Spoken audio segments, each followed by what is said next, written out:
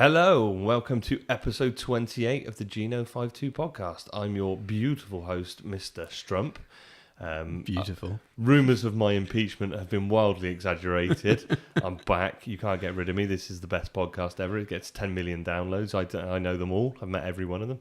Well, we rolled a dice to see which whether you're going to be leaving the cast or not. It just kept coming up 6. Comes up 6 every fucking time. Anyway, I am joined by the man recently voted most likely to lick the wrong end of a brush, Mr. Stuart Mack. Where the hell? What? You just made that up. I'm just talking shite already. And I've only had one cup of tea tonight. I know. You're on tea. I'm sober. That's unusual. I'm worse when I'm sober. How you doing, buddy? Yeah, good. Hot.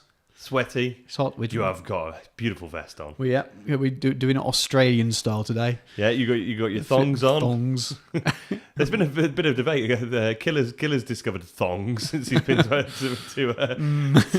That's a sentence that shouldn't be heard in its that is not two isolation. things I wanted to put together. So yeah, good man. So we're back for another show. This is going to be one of our infamous timey-wimey wibbly-wobbly shows because as I talk to you now, it is a glorious Bank Holiday Monday in the UK. This is a minor fucking miracle because if you know anything about the UK, we have these lovely bank holidays and everyone gets a day off and it shits it down with the rain all the time. And it's been absolutely glorious today. I've had my tatties out all day. So we're going to record tonight. We're going to do our usual intro. We're going to go in with our listener. We've got a bunch of listener messages following the last show, mainly about evicting me and calling me a whacker, but there we go. So we're going to do those. We're going to hit our topic of going to be the second part of our alternative armies section. We're going to hit militia, solar orcs, mechanicum, and then we're going to wrap up with a little a little roundup tonight. And then Sunday, in a week's time, we go up to Golden Demon, so we're going to go up to Warhammer Fest and we're going to do one of our car shows, infamous car shows, where Stu has to put the microphone in the next lane so that I don't blast your ears out. And we're going to be joined, hopefully, with the wonderful Mr. Carl Woodrow from Studio Dropship. So we're going to go up and we're going to obviously find all the new shit up there, get some not-in-the-face pattern speeders, and and when we're going to have our hobby section, which will be Golden Demon Talk. So it's going to be a bit disjointed, this show, because we're going to record some tonight, some in a week, and then Stu's going to mangle it all in together into sort of two bits. The news from Fest will be at the end of this normal opening ramble. Yeah, rather than in the middle where we were supposed to do new news. But and then we'll go on to the alternative army section, and then the Golden Demon chat will also be car stuff, and that will be tagged in the normal place, so it will sound normal. It'll sound normal. It's just going to be if something massive happens at Fest and they drop book 9 and we don't mention it in the intro, and then suddenly are screaming about it in the next section, and then we're back to ignoring it again. It's just because it's a bit wibbly wobbly, timey wimey. And if anything goes wrong and we don't go, or something happens, you're probably just listening to me talking over, going, "Please ignore the loss." Everything that we've just spent the last couple of minutes saying. So anyway, welcome. Let's start with the usual crap. What have you been up to lately, then? What have I been up to? Not a lot, really. You say that, just not a lot of heresy. Not a lot of heresy at all. You've been painting like a madman, though. Yeah, loads of work, but nothing in terms of 40k stuff. But there's nothing that's very close to heresy. Oh, I did a Gilliman. You did a Gilliman, yeah. the Gilliman the younger. He looks it. Gilliman, he looks it. Gilliman the 41st Millennium Benjamin Tory. Button Gilliman that's in. That's a reference that only me and you get. Benjamin Button? No, the 41st Millennium Tory. Oh, right, yes. The power stance. It probably makes no sense to any. No, I think a few UK listeners will know the Tory power stance. Go and check out Gilliman's pose and how he's standing, and go and have a quick Google on since the latest election how somebody in the marketing department at the Conservative Party has told their MPs to stand. They've been doing it for years. Have they? It's just really obvious at the moment. It's just got more powerful. I think Osborne did it first in 2008 or something. Oh, yeah. Anyway, this isn't interesting. No, it's not interesting. How our Tory politicians stand. Yeah, but Gilliman is a Tory. Well, he's blue. He is blue. He's blue. Blue and blue. So what I mean, nothing much. I think the only heresy stuff I've done is I built a Primus Medicae. You did. Using the really nice leftover bits from the new Primaris Valkyrie, which was a really, really lovely model that. And I built it, and you get extra bits. You get some choices on some of it. And I built it, sold it, it's gone. I found those bits, and And the majority of the body is, before people start crying about using Primaris minis, the body is... I've only used the apothecary bits. It's the attachments, it's the claws, like a little and the servo arms, arm and a little drill and stuff like that. But it looks fucking wicked. The body is a Mark IV Marine and stuff. So Primus Medicare not in Terminator. Actually, it's the Master of Signals body. Is it? Oh yeah, of course it is. Because he's got the sort of arm thing with the computer on it as well, hasn't he? I know, different arms. I've used different arms. It's just his body I've used, but he's got lots of little packs and not non-CA Vox and stuff clipped on the side. But with other medical stuff, it looks right. It kind of fits. He's got different head and everything. So just his body. But that's all I've done. Heresy, hobby-wise. I mean, I've started painting some more Freddy's Emperor's Children, and I've got loads of Mechanicum that I've prepped to start painting tomorrow. What you got Mechanicum-wise? Oh God, there's you don't know the names Phalanx, there's Ursarax, and what are the tanks called? I'll have to look. Triaris, the big conveyors, or the little ones? The smaller ones. The Krios, the Venators. The Krios, couple of Venators. Lots of heresy on the table upstairs to paint for this month. Ursarax have got a new name now. I'm not calling them Ursarax anymore. They're now just called God Killers. You and your cheesy list, that's what it is. Fucking hell, yeah. I've had a good fun week. To be fair, I've had a good month. I've painted one model. You have? I've been on holiday and I've painted one model. It might have been a night before on in 2 weeks. Well, had you finished the Mastodon when we last recorded? Mustard. I don't think you did. Oh, well, okay, so you finished I finished the Mastodon, which is good fun. That was wicked. It's got painted, it's got built, it's got painted, it finally got finished. It went in the cabinet. It hasn't come out yet. You definitely hadn't, because you started the next model you're going to talk about, like it arrived, didn't it? It arrived just after I came back from holiday, yeah. So it arrived just as you were putting your transfers on your Mastodon and stuff, didn't it? No, I didn't order the Porphyron too. I ordered the Porphyron as I was finishing the Mastodon. I'm sure it arrived, and you showed me the bags, and you sent me a picture of the bags, and you said, it's here, and I said, finish your Mastodon first, and you hadn't quite finished it, I'm sure. But anyway, it's not really that important. I've finished the Mastodon and built and painted the Night Porphyron, because as I put on the old Instagram, what do most people do after they finish painting a massive super heavy?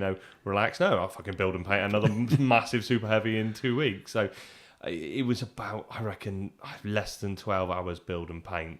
It was great though. A real intense lesson in not fucking about. What I do for a living. Yeah. It was. Yeah, not fucking about. I had, when I say 12 hours, I had 4 evenings, I think, to sit down and do it, and a Saturday, and I knew that was the time, and I knew that's all I got, and I had to be hyper efficient in what I was doing. Normally I'll paint a bit, and I'll sit and wait for a wash to dry, and I'll get distracted on Facebook a bit, and then I'll paint a bit more, and I'll go back. I fanny around like most hobbyists do, but that makes sense. It was like, no, I need to get this colour down, get that, I need to get this colour down on every model, and I need to paint it and mask it in the most efficient manner to make sure I'm not doubling it up.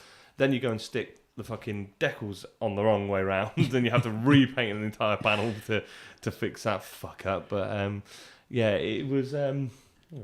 Alan's arrived. Hello, Alan. You can have a poo today. I'll put the litter outside. Yeah, he's going to poo outside now.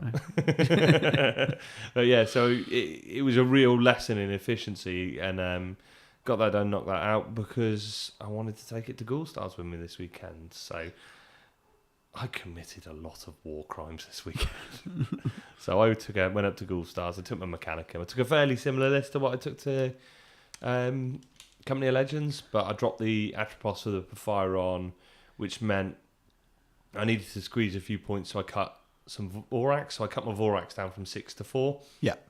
Which also meant I could then up the Ursarax as well. I had the points to play with, so I took 5 Ursarax and 4 Vorax. Yeah.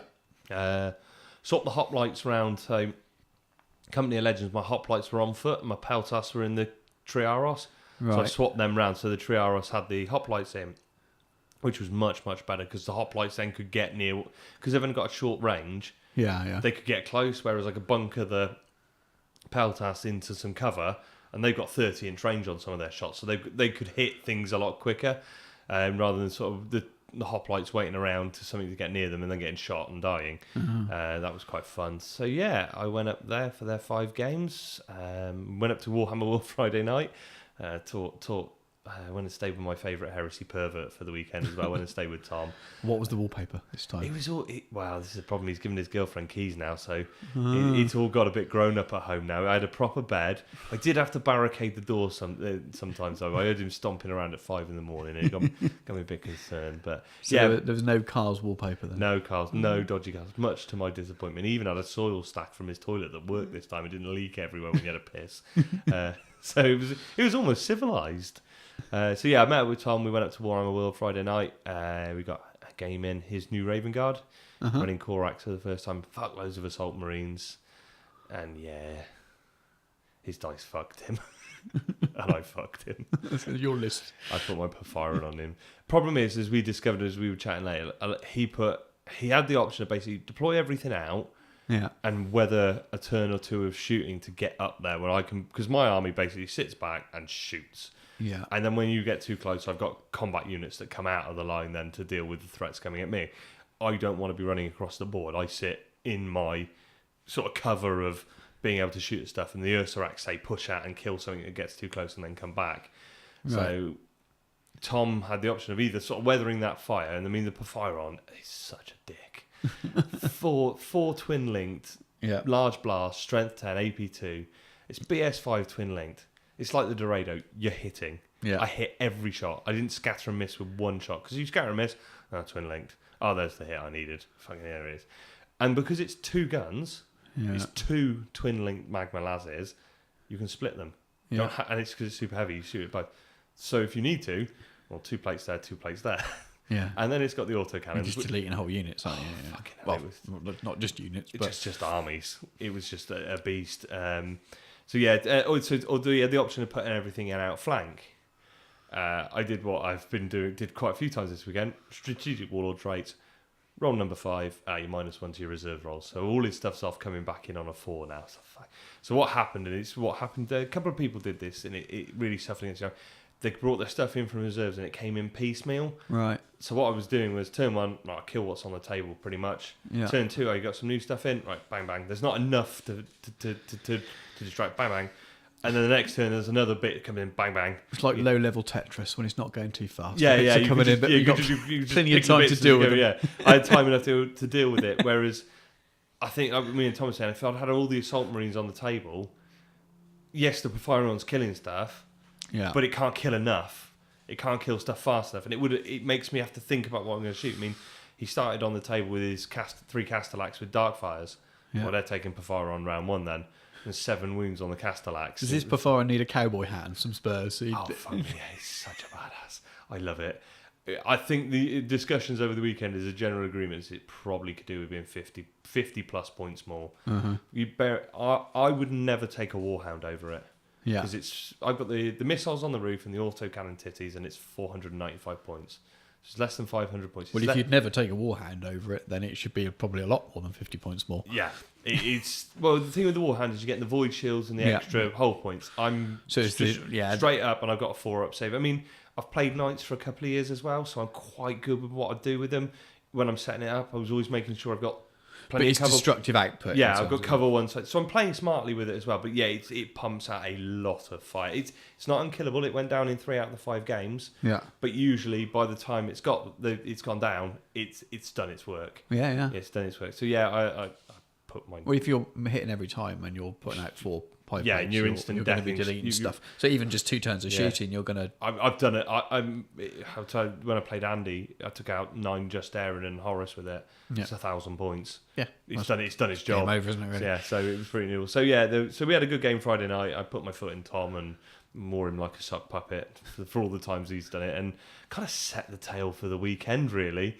Rolled up first game, so we went over to the Huxlow school. Saw the greetings from the Walk Boys. As always, beautiful tables. Yeah. Well organised. Everything. They did some really interesting things. So the missions were full of bullshit. It was brilliant. So you've got primary, secondary and tertiary objectives. Yeah. And they were same in every game. Primary was objectives, so 6 objectives on the board. Secondary was kill points. Tertiary was Tertiary was Slay the Warlord, which was worth D3, Price of Failure, and First Strike. So you could score it in both. You could score it in both people's first turns. Right. But what changed each game was what happened with the objectives. So what happened with the objectives is... it was fucking mental. So there were 2 rooms. You got Hall 1 and Hall 2, and I played in Hall 2. And each mission had different things that happened to the objectives. So the game I played second, the objectives, whenever you got within 6 inches of them, you roll a d6. On a 5 up, it scatters 2d6 in the opposite direction.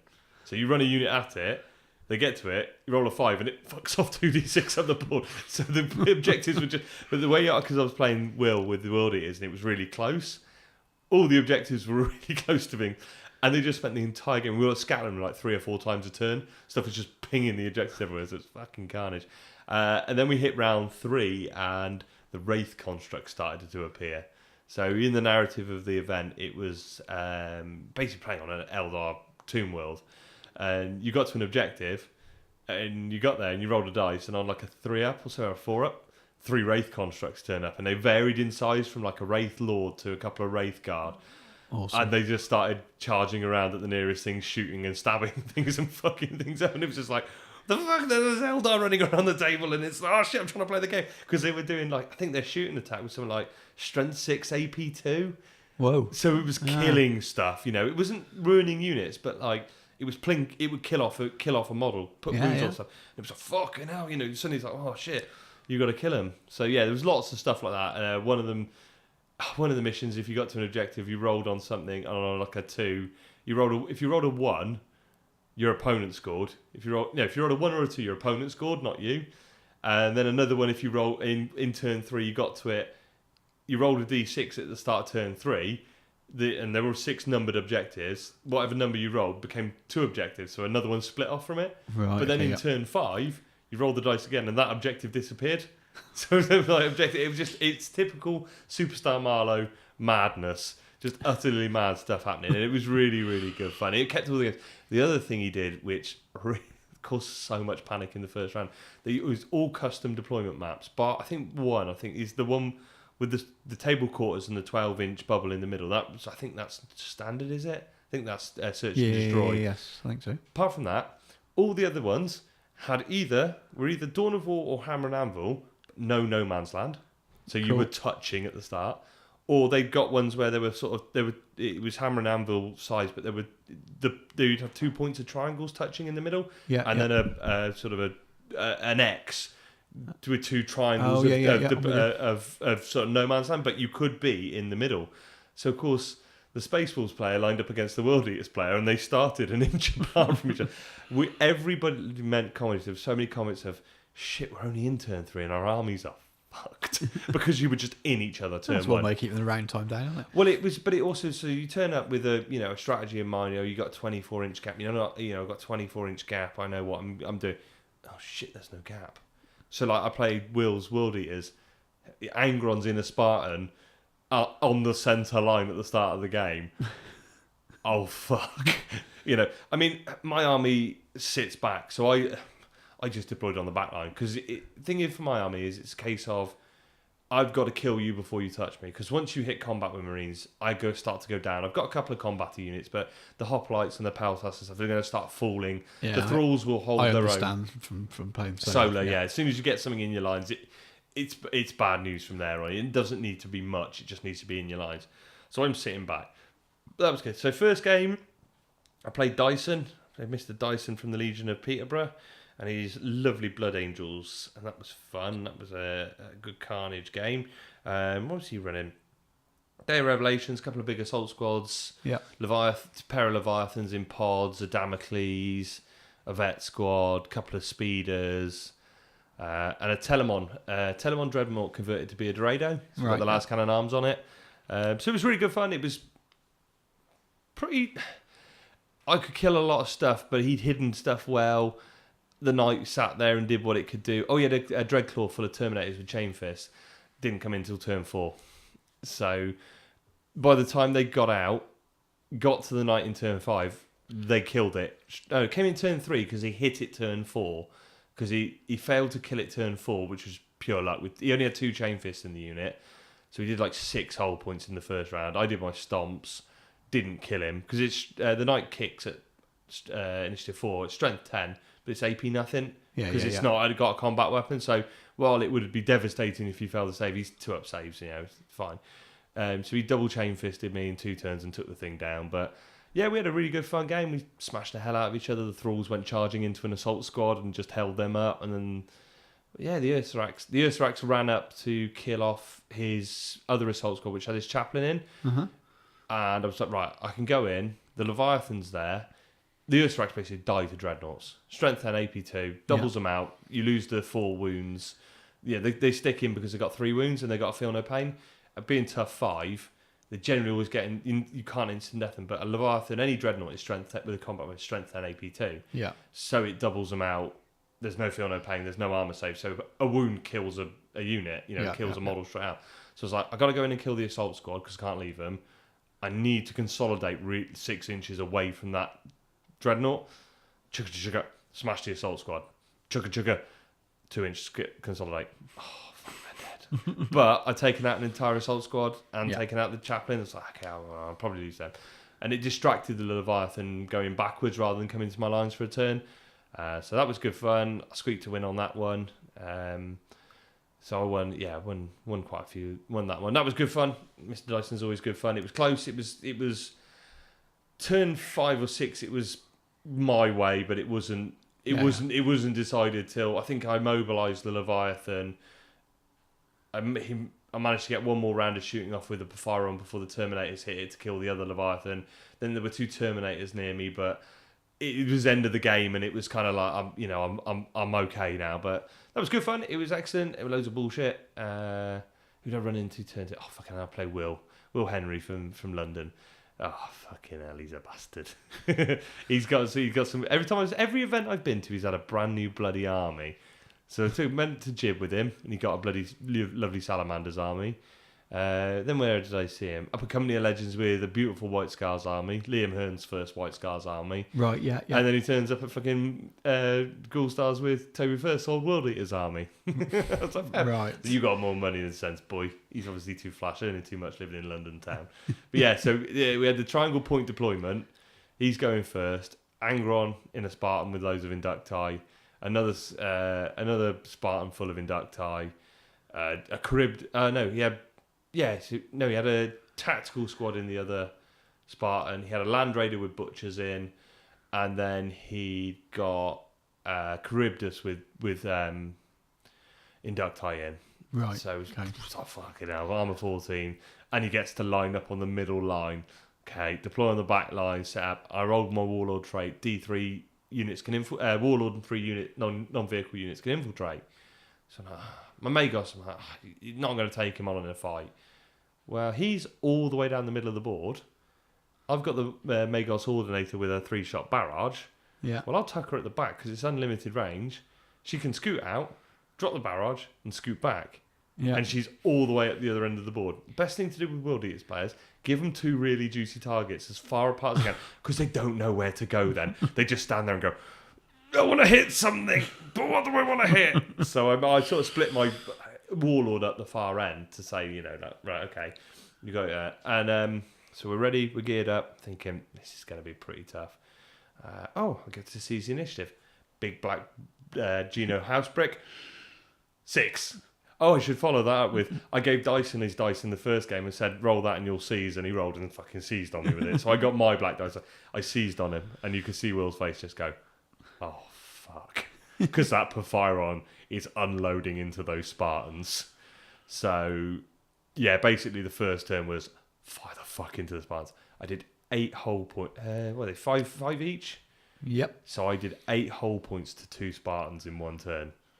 4 to each of them. Not enough. Didn't immobilise and didn't just... no, I immobilised 1, but not Angron's one. So Angron's ride's still going. It's like, fuck. Not enough. I basically fired my entire army at it to try and kill those 2 Spartans. Well, so I was like, okay, Angron's a clear objective there. Yeah. But the Butchers took the bait. The Butchers and the Raiders came around the building to go into the Magos. Tied them up for the entire game. Because the Butchers... he was killing a Thalax a turn. Right. But he could only kill a Thalax because they weren't doubling him out because they're only strength 8. Yeah. They're tough 5. So he's doing 4 or 5 wounds and killing a Thalax. Whereas if he was instant death, he'd have killed them all. Yeah. So like 3 turns of combat, Magos finally fell in like turn 5. She finally ran out of luck and ran out of tanking wounds. But by that point, they're at the far end of the board. Yeah. And they're cataphracti. And I killed the Land Raider. So they're out of the game. They've been effectively tied up all game. And the Butchers worried me because if they got in with their chain fists into the night, that'd have been the end of the night. And then, it was just a case of eradicating gun picks. I just stood on the back line and kept firing and firing and firing and firing. Will got unlucky. I think he failed a charge somewhere. And a couple of dice rolls didn't go well for him. Angron took a lot of foreign pie plates to the head. But Garland Surla can in there, giving Angron a 4-up, feel no pain. It's not doubling him out because he's strength 7. He's toughness 7, so he's tank. He's a 4-up. He's basically got a 4-up rerollable because he's got a 4-up invul and a 4-up feel no pain. Right. So he's, a 4-up rerollable permanently. Everyone knows how strong Gilliman is with 4-up with 1 reroll. So giving him a 4-up rerollable is pretty tough. So in the end, of course, Angron's only a gun pig, so he fell behind the weight of the Mechanicum. And what did I get him down with in the end? Was it just weight of fire? Yeah, I think another round of fire on plates and his head finally did him in. Because the Ursarax had charged into the Inducti and punched a load of them to death and then just got dragged down. They couldn't deal with the amount of Inducti there were to kill, but they took a heavy toll. They took the big squad in the Charybdis out. So that was good fun, and we sat down and that was tough. Right, should we point it up then? So primary objective, score objectives. No objectives scored. Will's got 1 scoring unit. He wasn't scoring anything. All my scoring units were going to die to his units. So they all stayed in their transport and hid as long as possible. So I didn't score any. So that's a draw. We go to tertiaries. He got Slay the Warlord. I got Slay the Warlord. Both rolled our D3s. Both scored the same. Pretty good. First strike, neither of us got. Was it Slay the Warlord, first strike, and I can't remember. But we tied the tertiaries. So fuck, it's all down to secondary kill points. Count it up. Will counts this up. I've got 9. I count up how many I've killed of him. 10. I won by 1 single kill point. Price of failure. Yeah, so I got price of failure. Yeah. But he got 1 more on his D3 for Slay the Warlord. So that's how we tied the tertiary. Shit. So yeah, it came down to 1 kill point. Sounds like a really good game. Oh my god. I love playing Will. Will's a super good player. He's a super nice dude. Really, really good player as well. Knows his rules, knows how to play his army, knows how to do it, but plays absolutely fairly. Yeah, anytime we had a bit of a weird rules anomaly, like we were trying to work, like my Peltas were shooting out the roof of a bastion, and technically they couldn't see because they're not big enough to see over the barricades. Yeah. And he was like, well, that's a bit shit, isn't it? And I was like, okay. So he gave me that. So when something came up a bit weird his end, I was like, that's cool. Let's play it that way. That benefits you. So, plays like a gentleman as well. But yeah, that was like one of those games. I was tired at the end of it in a good way. It took a lot of effort and a lot of work, but it was really good fun, a real tight, intense game. So then what did I roll out after that? Rolled into Mr. Andy Hall and his utterly stunning Sons of Horus army. So he came out to Jib as well with his Sons of Horus army. We were all incredibly jealous of his Gibraltar army because he just brings Horus, all of the Justarian, and a couple of dreadnoughts. He literally, we were going out with a couple of cases. I had a suitcase full of models to go to Gibraltar. He had a little carry-on, tiny little 1 bag. It's like, yeah, that's my entire army in there. So it's 3 squads of Sekhmet. Fucking hell, no, you isn't that guy. 3 squads of Justarian, a squad of Reavers in a Dreadclaw, and 2 Contemptor Dreadnoughts. Same problem as Tom. If he starts on the table, he's going to walk up 4 turns of shooting in shooting. So I got to come on from the side. So Horus allows him to outflank anything he wants. Yeah. So he's like, right, I'm going to put a load of stuff in outflank. Because, if he comes on, if he stands at the end of the table, especially being cataphracti, he can't run. He's going to be so slow coming up the table at me. I mean, it's a stunning army because it's just this solid wedge of Horus and all his Justarian just boom, boom, boom, boom up the table. Awesome. It looks absolutely insane.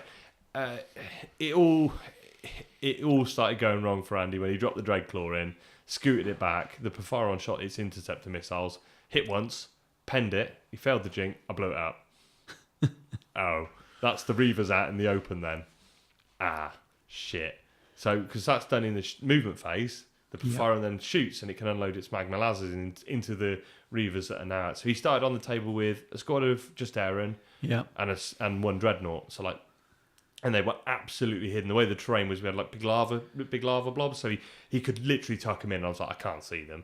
And to be honest, even if I could have seen them, I don't think I'd have fired too much into them, because if he'd have been in the open, I could have killed that lot in one go, and there'd have been no game. So I was like, well, I'm not playing softly with him, but I was like, he did the right thing. He hit, and I couldn't shoot him, so I was like, that's cool. I still wouldn't have battered him because I want to play a game. I don't want it to go over in one turn. But anyway, so he comes on. So it started to go downhill from there. But anyway, same problem. Reserves started coming in piecemeal. One squad of just Aaron came on, so I could deal with them. Horace came on the next turn then. Fair play to him, he was ballsy. He deep strike right into my back line. And again, he's going after the knight. He's got to kill the knight because the knight's going to devastate. He's got the squad of just Aaron with Horace have got the multi-melter and the combi melters. So it's a lot of melter shots from outside. But because he's coming on from outflank, he's coming inside. So I know that if I put the side to it, I can protect it with the shield. So I put the shield on the side. He managed to get about one shot through the shield. I've made so many 4-up saves. It was obscene. Like it saved a fuck ton. And it was like, shit. Horace is now stood there with the Perfiron. And the Perfiron turns round. 4 magma las cannon shots into him. Titty autocannons into him. So everything's going into Horace. Okay. So pie plates go in. Melt the 9 just Aaron. Because, I mean, they're two. I remember I was talking to Pete and Dan about this with their list from the doubles. Yeah. It's scary because you've got a lot of 2-wound Terminators, but you're paying for those 2-wound Terminators. Yeah, there's not many of them. And when you're instant deathing them, they're losing all that benefit. Yep. So those strength 10 pie plates were just melting just Aaron. So it's like, okay, melt the just Aaron, put 1 wound on Horace with the magma las. I'm going to fire the Titty autocannons into him, see what happens. Yeah, 3 hits, 3 wounds, 3 2-up saves, mate. And he goes, 3 ones. Oh my god. Oh fuck, Horace has got 1 wound left. And there's 5 Ursarax stood there ready to charge him. Because I was like, I've got to put the Ursarax into him. Yeah. Because even if he survives with all his wounds, it's going to be... So we were chatting about it, and he was like, if I hit you with the claw, I've got 5 or 6 attacks. They're 3 wounds each, no instant death. So I'm going to kill 1. Yeah. If I hit you with the claw. If I hit you with World Breaker, they're strength 10, they'll instant death you. But World Breaker is unwieldy, so he's going to hit at the same time. So he's like, if I hit first, you lose 1. You've still got 4 guys with Power Fist. I'm still putting out 20 Power Fist attacks into him. 4 each. So I'm putting a fuck ton of Power Fists into him.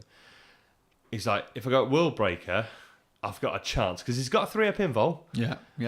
He's like, gotta do it, haven't I? World Breaker it is. So we're going to combat 20 attacks with 5 of them. 2's to wound. 11 wounds on Horace. He's like, 2 dead Ursarax, 4 dead Ursarax. Okay, he goes 1 wound left. He's got 11 saves to make a 3-up. Yeah, Horace is dead. Yeah. So it's like, and by that time I'd plinked off the other Just Aaron squad. He got screwed because his Just Aaron that started on the table, they started near an objective. Summoned a Wraith straight away. And the Wraiths are just walking up behind them because they've got to go to the nearest models.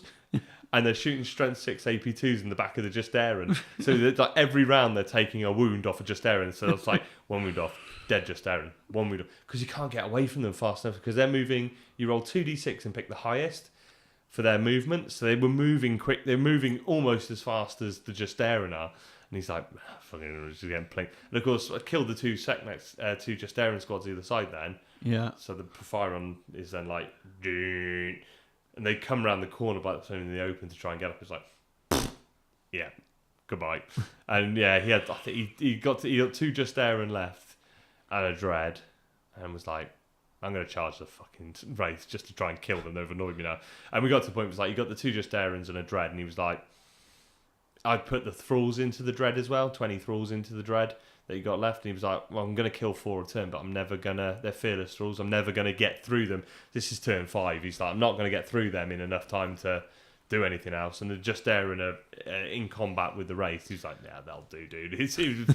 We were chatting, and it was a beautiful game, and he played it with grace. I mean, the balls on him. I brought the Vorax out, hosed down some just air, and I go, you got 16 wounds. He goes, you need 17 to kill them. He goes, loses.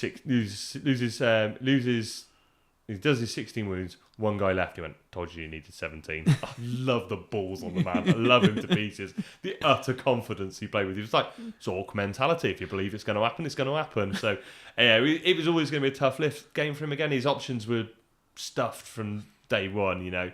Walk up the board and get shot at. Because even, you know, when I was talking about, you know, having more targets on the board, he's only got 5 or 6 units. So he's not got the option to put everything else and flood me with targets still. So he took a bit of a battering, but that was end of day 1.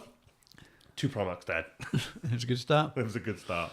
Day 2, Sunday, then we rolled in. Oh no, I went home with Tom, got filled full of Polish sausage on Saturday night. Went and had a barbecue with his girlfriend, who's Polish, I was sad. And they fed me loads of Polish sausage. She's got a massive sausage. No, actually, she's lovely, and fair play she takes Tom on. Oh, she's a wonderful woman. She deals with that pervert. So yeah, no, that was really cool. We had a load of Polish beer, and yeah, that was good. I slept quite well that night. Rolled into day 2, and me and DC, Mr. Collister, had said we get a game in. Knowing full well DC brought a list that was just shit he liked. Yeah, I mean, I talked him into making 3 Vorax and a Praevian a few months ago, because I was doing mine. He was like, oh, they're really good. I was like, do you know what looked really good in the Night Lord's army? I was like, Vorax with skulls for faces. And he was like, bastard. I didn't want to paint any more Night Lords, but that's cool. So he got the big GW sets of skulls they did. Yeah. And the ones with like the horns on it. Like I saw a picture of it. It looks awesome. And what you realise when he was like, fiddling it, and then the sort of teeth clip onto the ridge of the Vorax, so they fit perfectly. And he was like, I kind of got to do them now, haven't I? And then he was like, we were chatting about it, and he was like, I should really, I don't. And then we started chatting about it. It's like, well, Legion rules, you can give him, the Praven can give him preferred, once he's shot something, gives him preferred enemy. So the Vorax then are hitting on 2s, re-rolling 1s for preferred enemy. Biocorrosive rounds, they're wounding everything on 4, re-rolling 1s. Yeah. Which just takes them to another level of filth, makes them just lethal. And then in combat, the counter's very bulky, so they're 3. 9 times out of 10, they're going to be outnumbering everything. Right. So they're getting extra attacks for Night Lords because they get all the Legion rules. And we were like, they're actually really dirty because the preferred enemy stays on through the combat as well. So you shoot something and charge it, you've got preferred enemy. Not just the one round. Then no, so the same round. So if you shoot and charge in the same turn, you get your preferred enemy. Strength 6, AP 2 Power Blades, 3 attacks each, 4 on the charge with preferred enemy. Yeah. They are horrendous. We did chat. He's done 3. I reckon he needs a 4th. Because 4's the sweet spot. 4's the sweet spot. I've had 6s obscene. Yeah. 4 is the sweet spot, which we learned because my 4 came on and killed his 3. But that was good. But yeah, his list was full of stuff he wanted to, like, lots of stuff he's painted, his Raptors and stuff.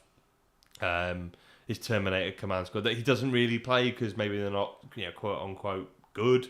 So he just built a list of shit that he was cool, and he'd already seen what my army had been doing for 24 hours, and was like, I'm going to get pasted, but we just wanted to play a game, and I stroked his hair as I put it in him. But to be fair, he had the night. He was like, I got 1 target, and that's it. So he rolled up on the Warlord charts outflank for his Warlord, right? And his Warlord's in a Storm Eagle. So outflank confers to the Dedicated Transit. So the great thing was he could outflank the Storm Eagle on from the side because we were playing long end, so short table edges each, so all the way up the board, and that fucked him as well because he's as far back as he can be then. But if his Fire Raptor came on, and came straight up the board at me, but can't get close enough, 36 only gets you halfway up the board, so he got shot at. So if the Storm Eagle had done that, come straight up the board, I'd have been able to shoot it, and it had to move again before it could go into hover the next turn and get out. So it would have delayed his assault another turn. Right. As it was, they came in like turn 3, I think, because I think I rolled -1 to reserves again. So he came on from the side, which meant he got into the right place in turn 1 in the first turn. He survived the round of shooting, which was quite lucky. I don't have a lot of Skyfire. The missiles on the Perforan are good, but they're 2 shots. Yeah. So you're looking for that explosion result on the AP2, which is never good. With the Derridea with 4 shots, you can glance her flyer out in 4 shots. Yeah. Even a Raptor's only four hull points. You can glance there, but with the Knight, because you're going to hit once, pen once, and you're reliant on that explode, or you're only going to put 1 hull point on it. So okay, I can see that. It's not great, but it's good. It's good anti-air. Is that the only Skyfire you got in the? Bar the Avenger. Oh, of course, the Avenger. But the Avenger had come on early and gone in to deal with the Raptor. Yeah. And because it hasn't got hover, it takes 2 turns to turn back on itself. Yeah. Like your Thunderbolt, it's 2 turns to get back. So when the Storm Eagle came on, the Avenger's pointing the wrong way, so I can't get back round to it. But yeah, so he landed. I mean, fair play, he weathered a fuck ton of fire to do that. Because I'm snap firing the Peltas at it as well, because they're hitting on their BS2 with snap fires with hazard protocols. So I've got 10 Haywire Arc Lances hitting on 5s instead of 6s. It's like fucking hell, and 3 arc rifles as well. So it's like they'll deal with flyers because you're only talking 2 or 3 maybe 4 hull points at best. 10 shots hitting on 5s and 6s, then 2s to glance because you're Haywire. They will take out a flyer. I mean, 12-inch range, so you've got to be underneath them. But yeah, he weathered a lot. The command squad came out with his Praetor, chain-fisted the fuck out of the Knight. Look, when Dion his Terminator's head, tanked it, thank fuck, survived it, and by that point it was kind of the end of the game. But it'd been a bit of a brutal massacre as well again there. But it was good fun. I love playing DC. And then I rolled into 5th and final game. So I played an Iron Warriors Armoured Breakthrough list with Perturabo and Izuba. Nice. My opinion, at 3k you can't do it. Yeah. We've had this discussion before, haven't we? The guy spoken to the EOs, they cleared it. Yeah. Which I found surprising because I know when I talked to Marlo when he brought his event pack. So there's a little EOs group that we have for UK event organisers to just chat. And his intention was, what he wanted is 1 Lord of War or 1 Super Heavy on a table. Yeah, it's not happening in the rules he's released today. Yeah, he's deliberately. So Matt had ruled it as okay. I don't know, but I know when I talked to Matt, and this is months ago, his intention was he wanted a Lord of War or a Super Heavy because he'd put in there as well. If you've got a Primarch, you can't have a Lord of War. Yeah. And now this guy, fair play. If the EOs have cleared it, the EOs have cleared it. It's fine. But in my opinion, is if you can't take a turbo laser on a Thunderhawk at 3k, you can't take Perturabo and the Shadow Sword. Now I know in the list it does say you can use it in games of over 3,000 points, but if you go back to the core rules, you spend 25% of your total army cost on your Lord of War slot. A dedicated transport goes in that slot, same as a Rhino goes in it. So if you're spending more than 25% on that slot, you're invalidating that rule. So that's my opinion. Yeah, I know there are differences of opinion out there. And if the EOs have cleared it, the EOs have cleared it. That's absolutely fine.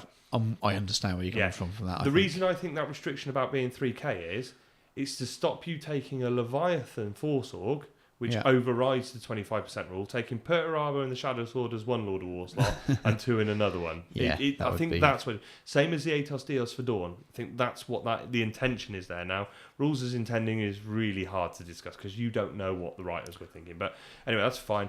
It didn't start well, the game. He null deployed against me. He didn't want to weather a face, turn a fire aim. Which is fair enough, I suppose, but yeah, it's not... For game purposes, it's the right thing. For fun and narrative, would Perturabo and his Shadow Sword hide from the guns? Yeah. It didn't impress me, and I think I made that clear. I don't like it. I don't like null deploying. I don't... unless it's part of the theme of the list. If it's an orbital assault list and everything's coming out of the sky, it makes sense. Yeah. When you've got a tank list, it doesn't. It actually came back to hamper him. Because, again, he brought his reserves in piecemeal. I rolled my 5 for my Warlord trait. He's -1 to his reserves. Things were coming on piecemeal. I got enough stuff to deal with armour. I was lucky I weathered the storm from it. He had a Lightning and a Fire Raptor come on. I weathered the storm of missiles from them. I got lucky. I saved a lot of them. They didn't do enough explode results with the other ones. So the knight stayed up, and it just annihilated things as it came on to piecemeal. So I was killing tanks left, right, and centre. I mean, I killed a Medusa battery and a Predator in one round of shooting from it. So 2 Medusas and a Predator went down to the first round of shooting from the Papyron. So again, he came on piecemeal. He came on from the back of the board. He had to weather a lot of shooting. He was unlucky because Perty and the Shadow Sword didn't come on till turn 4 either. So they came on late, and by the time Perty had come on, I killed everything else. Yeah. So my entire army turned on it. The Papyron dropped his plates on it. Perty's orbital bombardment finally finished it off, but I dropped all the pie plates on it. The Shadow Sword took his shot. I was backed up right against the thing. He placed the template right in the middle of the night. Scattered. Right, Centre of the blast went off the table. Shot goes. Shot's gone. Once that centre dot crosses his head, shot's lost. So he was unlucky. He missed the Shadow Sword shot. The knight blasted a load of hull points at it, and by that point he got the knight firing at it. The hoplites were round to the side of the Shadow Sword. The Ursarax were there. The hoplites were there. Everything was there. So the Krios Venator was there, taking 4 shots of ordnance into the side of it. It got down to like 2 hull points left. The Ursarax ran into it because the Strength 10 Power Fist. They detonated it. The D-Blast scattered off the table, so he didn't do any damage with that to me. Perty lost a wound to the explosion as well because he's inside it. Strength 10 AP2. The Forge Lord that was in there was instant gibbed in there as well because he didn't have an invulnerable save. He'd just taken in bare bones, so the Forge Lord was annihilated. And of course, because the Shadow Sword's not an assault vehicle, Perty stood in the open then. He can't charge anything because I'm umming and ahhing. I've got the thralls there. I'm like, I kind of want to get the thralls in first to make sure he can't. And then I've got to get the Ursarax in as well, and I can fudge the combat because taking on a Primarch's not easy. But then I was like, oh, it's an assault vehicle. You can't shoot. So yeah, I can't charge. He said I can drop my orbital bombardment. Chose to drop the orbital bombardment on the knights. On the night, I might not have done that myself. I'd have tried to wipe out the Ursarax. They were a more imminent threat. It was a bad choice either way. The knight went down at that point to all Perty's orbital bombardment, so it was a null and void. Then he did what he needed to, got a price of failure. But the 5 Ursarax then ran into him. Now, doing the maths again, he's got Forge Breaker, which is unwieldy. So he's going to strength 10 AP2. It's going to kill an Ursarax at a time. He's got 5 attacks, but I'm going to hit with 20 Power Fists at the same time. Perty's down to 2 wounds left at this point because I fired a load of stuff into him as well. Like the Krios Venator opened up to him. I put 40 thrall shots into him. The hoplites fired into him. The Triaros rammed the last Predator. Fucking ramming Predators for Triaros is funny. Strength 10 hit, yeah. And then a Haywire hit. Fucking hell, bastards ramming things for them. So Perty took 20 Power Fists to the face, and unsurprisingly, with 11 wounds, did him in as well. And that was kind of game because he got the Fire Raptor left and he got the Lightning left, which had all spunked their loads on missiles. I'd lost the Avenger and I'd lost the Knight. I'd lost 2 models. I pretty much took that to pieces. I didn't enjoy the null deploying, I'll be very frank. It was the right thing to do. It felt like a decision. The decision was to do that to stop me getting first strike as well. So I couldn't score a victory. It felt very clinical, but in the end it came back and hampered him. It was the decision he made, and it hampered him because his stuff came in piecemeal. It's so bloody difficult. I mean, he had a bad decision as well because we got the Table Quarters deployment, and he's got a Shadow Sword. He's got all that armour. They'd have been clumped up, and I was going first, so I was going to fire the Papyron into a lot of targets. So it was an easy decision either way. I'm not a massive fan of null deploying unless it fits the theme. If it's an all-out orbital assault list, it makes sense. But again, there's been discussions about how fun are all drop pod lists to play. Because again, if you go first against an all drop pod army, you lose your turn. That was my thing. Is I had a turn. I had first turn. I didn't move a model. My first turn was over before he picked the dice up from his deployment zone because there was nothing. There's nothing for me to do. You know when we talk about Stomp and D and the lack of interaction, you roll a 6, I'm dead. There's nothing I can do about it. Yeah. There's no interaction. I had no interaction in turn. So we played 6 turns of that game. Well, he played 6 turns, I played 5. Yeah. So I lost the turn. I lost anything I could do. I just went, well, it's your turn then, dude. It's not a fun way to start a game. You know, knowing that you've basically had... I rolled the dice, I got my advantage, I had my advantage took away by something I can do nothing with. It's not an enjoyable mechanic, but in the rules, totally legit, and he can do it because he's got Perturabo, so he can roll for reserves. He ran the gambit as well. That if he didn't roll any 4-ups, he might not have had anything on the table and lost turn 1. Yeah, so there was that gambit as well. But like I said, in the end, it hampered him because he came in piecemeal, and same as everybody else who brought their armies in piecemeal against me, taking targets out left, right, centre. But yeah, finished that off, and then we had some awards. So throughout the course of the event, you've been marking your, what they call the Honour the Dead sheets. So you were marking every time you killed a Primarch, a Warlord, a character, a vehicle, a super heavy, monstrous creatures, gargantuan creatures and stuff. And yeah, there were lots of awards. Unsurprisingly, because you're getting points for every character you killed, Custodes, it went to a traitor player, because as in the first round, somebody went, "Are you counting Custodes? They're all characters." Yes, they're all characters. Every model you lost has given up a point there.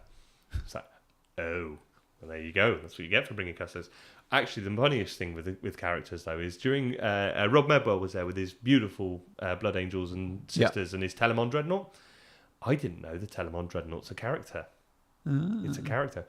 Now, with the Wraith constructs, if the Wraith constructs kill a character, the character joins the Wraith unit with all their equipment. Rob had the Wraiths appear behind him, kill his Telemon, and then he had a Wraith Telemon walking up the back of his army. That is tough. That is pretty horrible to have. Considering, like he said, he is a Blood Angels and Talons list. Yeah. Well, it's a squad of Sisters and a Telemon. I played it up here at Company Legends. It's a great army to play. Great fun army to play. I just came over to his face. He was just like, fuck, I've got a Wraith Telemon kicking me in the dick, because it's got his storm cannon and it's all the weapons, and it's like, fucking hell, and it's got to attack the nearest unit because he's Day of Revelations. Everything had come in the front. Telemon's sat at the back. The Telemon's coming out the back, killing his man. Fucking hell! Oh, God. It was tough. But yeah, it was good. So we had some awards. I walked away with joint most Warlord kills, 4 apiece. I think I missed Dyson's Warlord.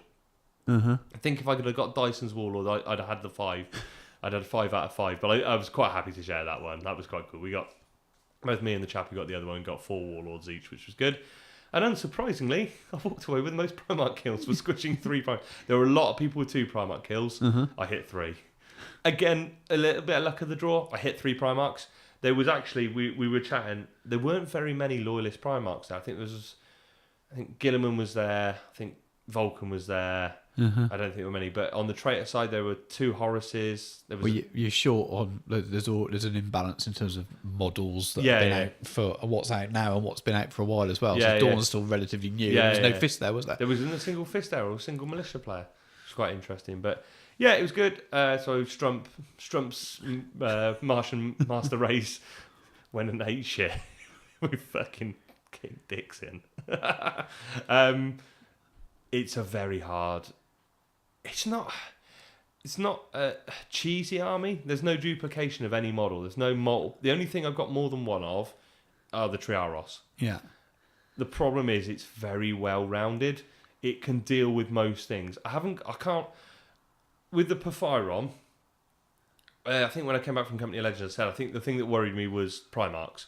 I was relying on Stomp from the Knight. Yeah. To really deal with the Primarch, because my Magos is not a combat Magos. I think I've geared her up wrong.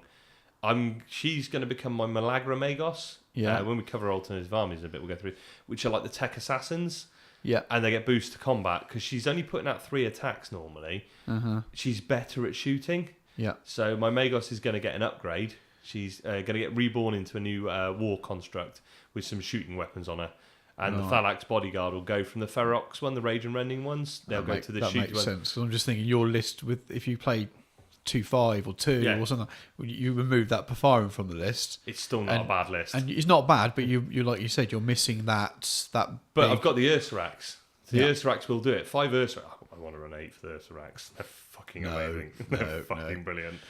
You've just won how many games on the trot with this army? 5 in there. How many did you win up in Durham? I've lost 1 game with him in 10 games. Yeah, so you don't want to be adding to that. You're already going to be getting a reputation. I've already got I've already got a fucking reputation. I love the Mechanicum, and the problem is it's an army of shit that I like. It's in no way been. I think you can tailored. do that with Mechanicum a bit anyway. Though it's just the way they've not got a lot of bad choices, have they? So the biggest thing actually is a lot of people don't play them and don't know what to do against them. Yeah, I'd be the same. They see a lot of high toughness multi-wound models, and they get and very rightly they go fuck. Like everybody focused on the knight. Will actually ignored the knight. Once he realised he couldn't get anger onto it, it was like, I can't kill it. I'm going to kill everything else. Yeah. And it was only luck and good rolls and getting some good shots off and stuff that helped me. But everyone gets sucked into night. I mean, Collister was his only goal. I'm going to kill the fucking knight. Because when it went down, he did scream engine kill across the room. So, that was it was good. But yeah, it's the Porphyron I feel is strong. Very, very strong. I don't think I'll take it to the club and just whop it on the table without telling someone it's coming, because it does a lot of work. I mean, it slagged 1,000 points of Just Aaron. Horace and Just Aaron, 1,000 points, 495 points. There's my return on investment. Okay, I was lucky with the auto cannons, but even the Just Aaron, it slagged the Just Aaron. That was pretty tough. That's done it. Well, we'll have some fun with it when I've got my Warhound done. But we'll play 4K game or something. I like the idea of still having as much other stuff on the table, and then that's an extra, because it didn't really add any time to the game when you got something that big. I think the Warhound is the same as the Mastodon. I've been toying with lists for the Mastodon, and I can't not make it work under 4K, but find a list that I know isn't too many eggs in the Mastodon basket. So just with 4K, you've got the save it for relaxed, fun games and play bigger games. Yeah, it's a big game. Like I said, I wouldn't drop that Porphyron out in front of you and just go, oh yeah, I just bought this. Yeah. I'd say to you, look, I kind of want to bring the Porphyron. You know what's coming. And we talk about it. We try even if I played 3 and you played 4 or something. Or we try and balance it, don't we? Yeah. Which reminds me, I did do something. We'll talk about it when you finish talking about it. Well, to be fair, that's me pretty much wrapped up. Best painted. DC walked away with best painted trainers. Yeah, which was very nice. That army is beautiful. Been watching him do that stuff for a while. Fucking wicked. So yeah, it was really. And Stephen. Apologies, Stephen Trifidorus, otherwise known as Greek Gamer. They are jaw-droppingly beautiful. Yeah, they're incredible. Blood Angels. I tried to take some nice pictures of them. You can't do them justice. He's got some really nice pictures. He actually had his SLR with him, taking pictures through the game. So if you go and check out, what's he? Because he's just changed his Instagram handle. He's Greek. I think he's Greek Gamer 78 now. I was going to say I didn't recognise that, and I've definitely follow him on Instagram. He was Stephen Trifidorus up until yesterday, and he might have realised that nobody could find him on Instagram. He is. Oh, Jesus Christ! You can tell I've been to an event for a weekend because my fucking Instagram and stuff is just full of shit. I'll search for Greek Gamer. I want people to see this army. I know this is crap radio. Greek Gamer 75. Greek Geek 75. Right. Go and follow Mr. Stephen. His army is stunning. You can see some of the pictures on our Instagram for it. The Blood Angels Praetor that a lot of people have seen. Yeah. Well, that's the first picture of a few, and it's deliberately. It's got a few likes. It's absolutely stunning. I mean, go and check it out. He's been working on that for 2 years. He did his MKA originally around the time I did mine, and he's been in that group around. I've seen him posting up stuff. I've been watching him paint it over the last couple of years, and to see it I've seen the pictures and was like, that is a stunning army. Yeah, I saw it in the flesh and went, wow. It's the uniform level of quality as well. Every model, from your basic assault marine to your Praetor, is at the same quality. The vehicles are like, and it looks like a Blood Angels army. Yeah. I've been publicly said a few times, I really dislike people using the Sanguinary Guard stuff. His Blood Angels Praetor is exactly what I like. Blood Angels, the guard torso, guard legs, and then lots of other bits on it. Painted red as well. I was just like, yeah, that's wicked. It looks right. It's got the sculpted breastplate and the fancy armor legs. It's stunning. Honest to God, it is beautiful. It's lovely. Absolutely. It's not taking anything away from DC's as well. DC's is lovely, but it's an army I've wanted to see in the flesh for a long time. I've been seeing it going off. I hope I get the chance to see that. So yeah, that was cool. Stars Aggression. Radiance of the Dead Crown is up now. 10th and 11th of August that Looks weekend. like it, yeah. Capping it at 60 players this time. They're gonna. They didn't cap the last one. I think they've decided that 60 is what they can manage. So there's 60 places. I think it's 35 quid for the weekend. That's an absolute bargain for what you get. You get stunning tables, stunning guys. The fucking bingo bongo. Fucking bingo. Watching Marlowe being a bingo caller. Lucky number pictures, number 7. Lucky number 7. And I tell you what, it's worth the trip up for Dawn's Kitchen alone. Yeah. The food. Oh my God, they get the school canteen open. You get Marlowe and Dawn in the kitchen cooking up a storm. There was the Eye of Raj's.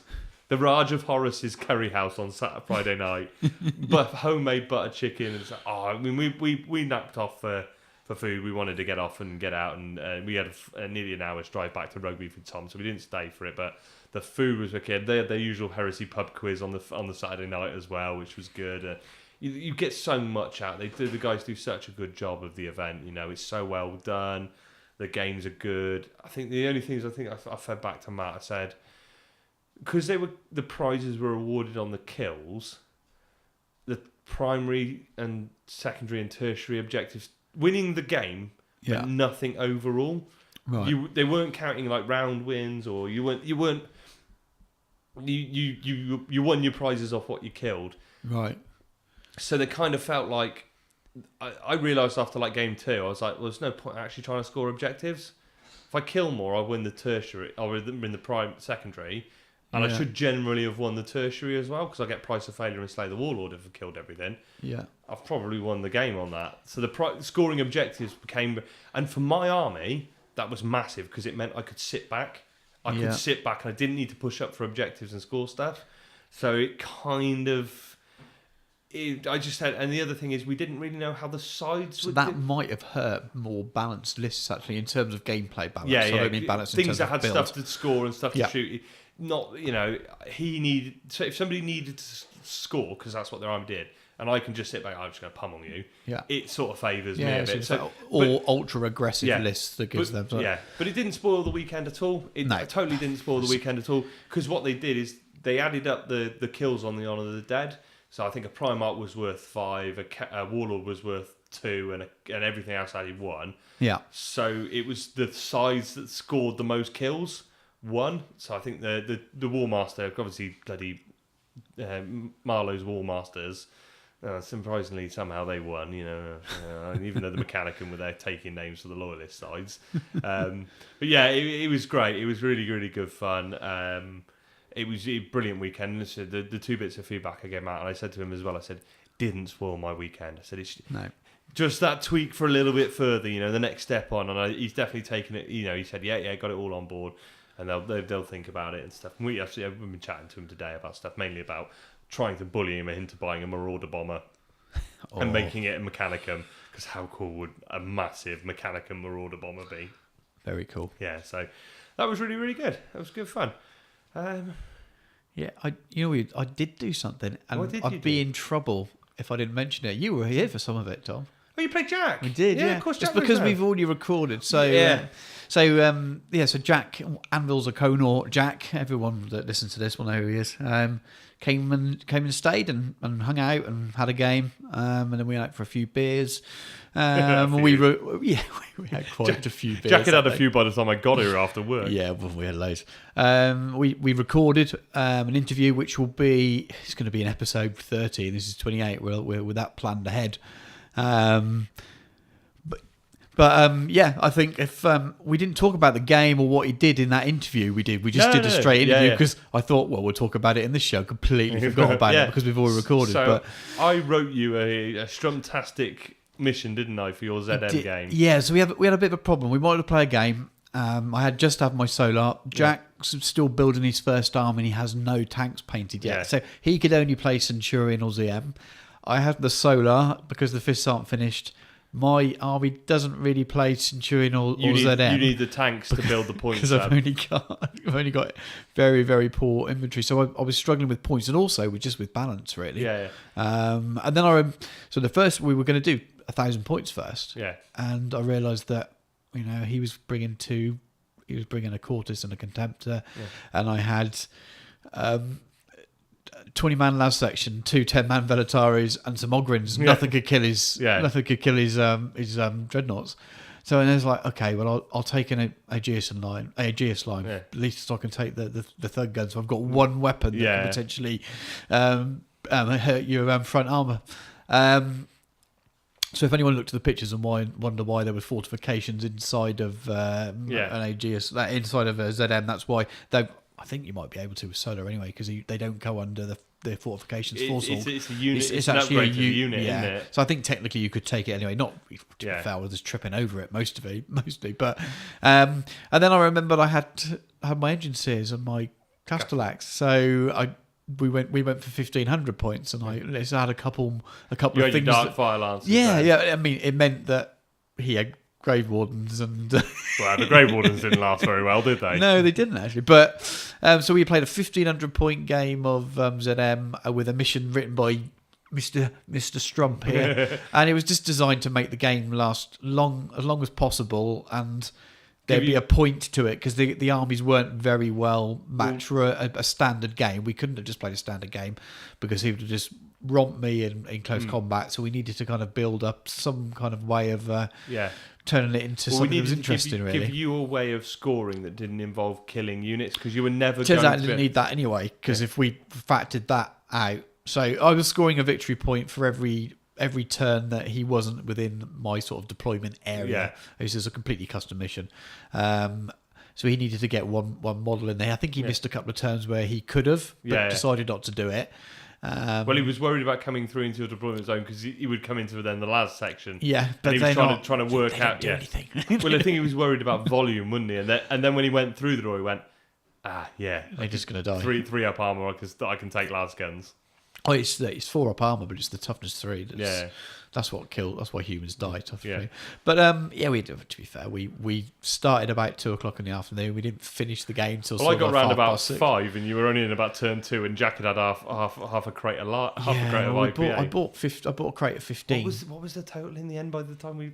Well, between the three of us, and with the pub as well, we cracked through like 34 beers or something like that. It was.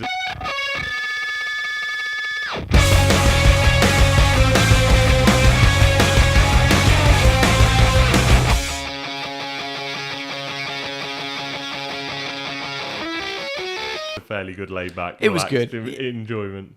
Yeah, but I'm not going to give a review of the game. But I just want to say I did do something. I played some Heresy and chilled out with the charming Jack, who was great company. We talked lots of shit. He was he hung around the next day till his train, and we hung around and played with Jacob and stuff. It was a complete gent. Good to have him here, and you look forward to the very informative and good interview about and you can sculpting and stuff. You can hear me being drunk and buying stuff on eBay, because I get really overexcited because all the things Jack tells me to buy. I've got loads of stuff now. I don't remember what it does. No, I got some clay shapers. Those scalpels I bought. They came in so handy with the night, because they're so clean to get transfers out and stuff as well. But this doesn't make any sense because people haven't heard that. But we'll get to that in like 2 months. Two episodes. It'll be June. Yeah, 6 weeks. End of June probably before that show's out. But just wanted to squeeze that in there. I think we shall roll out for a little break then, and we shall be back with some listener messages.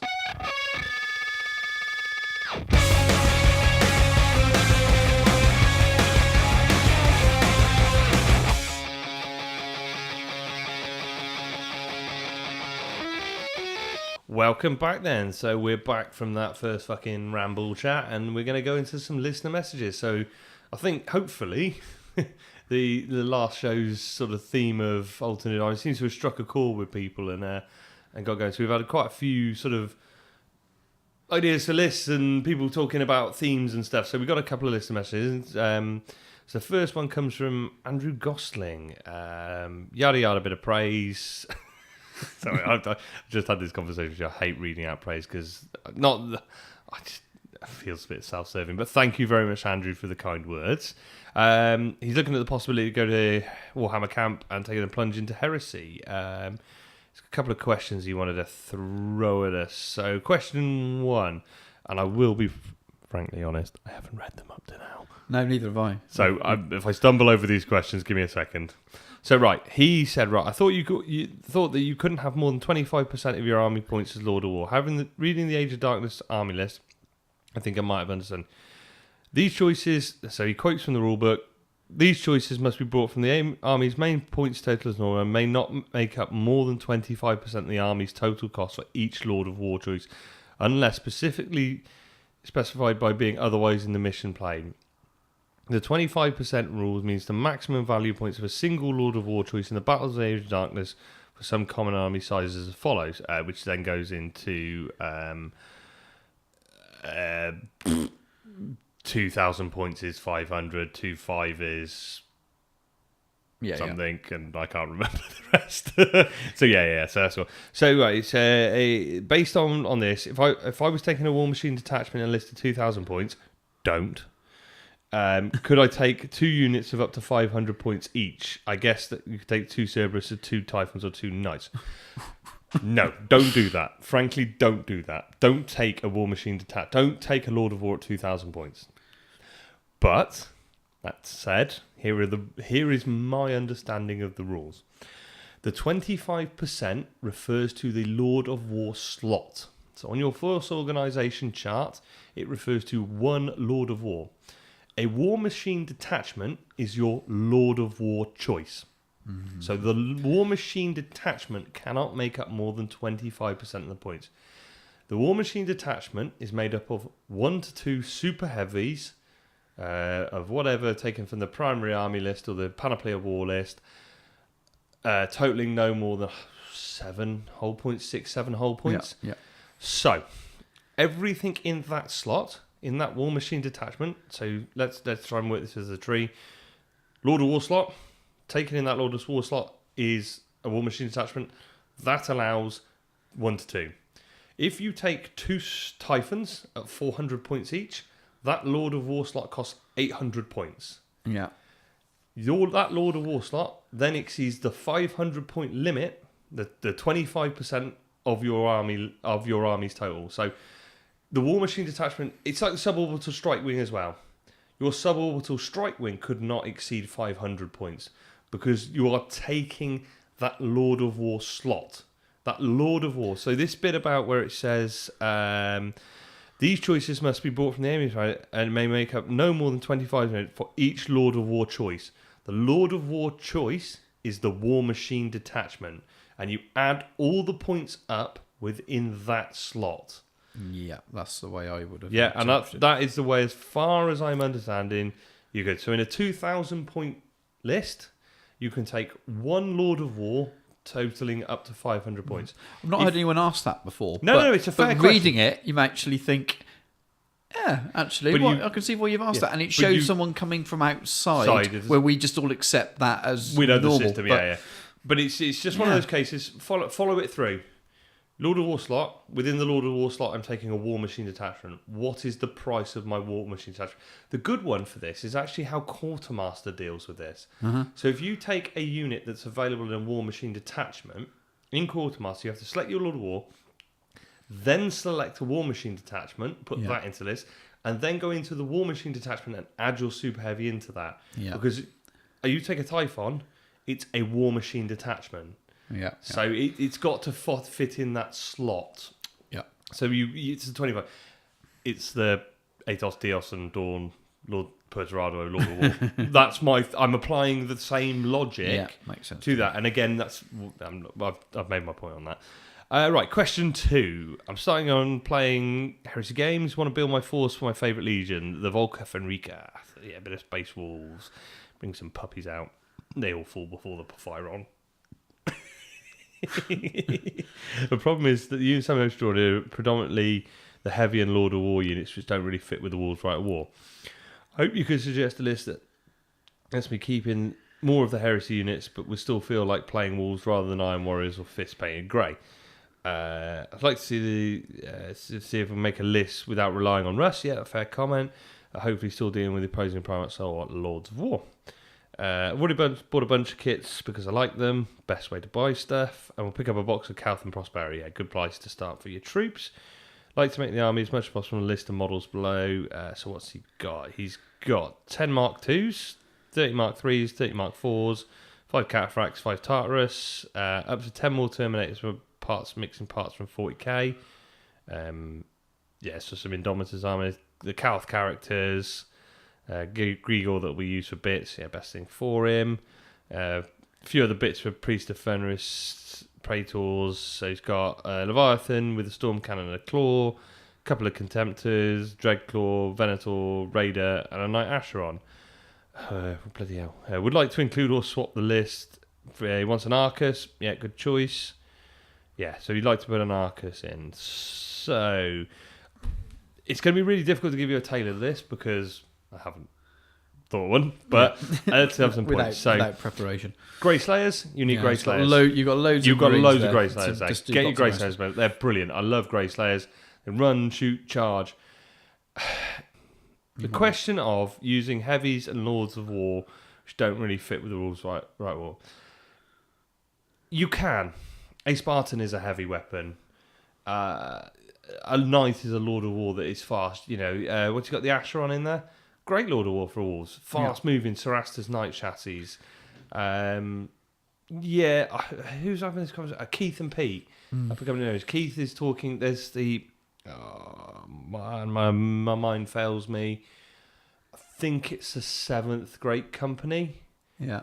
Is the heavy weapons company. It's definitely in Inferno. And it describes them as using lots of artillery. It's the artillery and quad mortar and heavy weapon sections. And we were discussing with Keith how he could build a list to do that. And he wanted to use lots of heavy weapons squads. The argument that my list can't do this, my Legion didn't do this, we've been through a load of times. Every Legion did everything. Some of them specialise in it. My question to you would be, what's it that appeals to you about the wolves if you want to use units that you don't feel are wolfy? Because if you want to play wolf, do you not want to use wolf units? It's hard. It's very hard because, like I said, some people like to come up with crazy ideas, different ideas for stuff. I'd like to. You could do an all assault marine.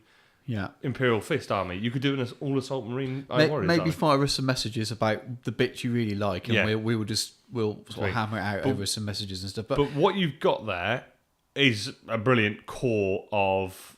Oh, you said the Land Raiders being converted into a Spartan. Build Grey Slayers, fill the Spartans with them. Yeah. Get some Spartans on foot. Termies. I've had this conversation with a few people. I'm not a massive fan of Terminators. I just don't find them that good in game, and I like power armor. That's my thing. But Priest of Fenris, get your Priest of Fenris in there.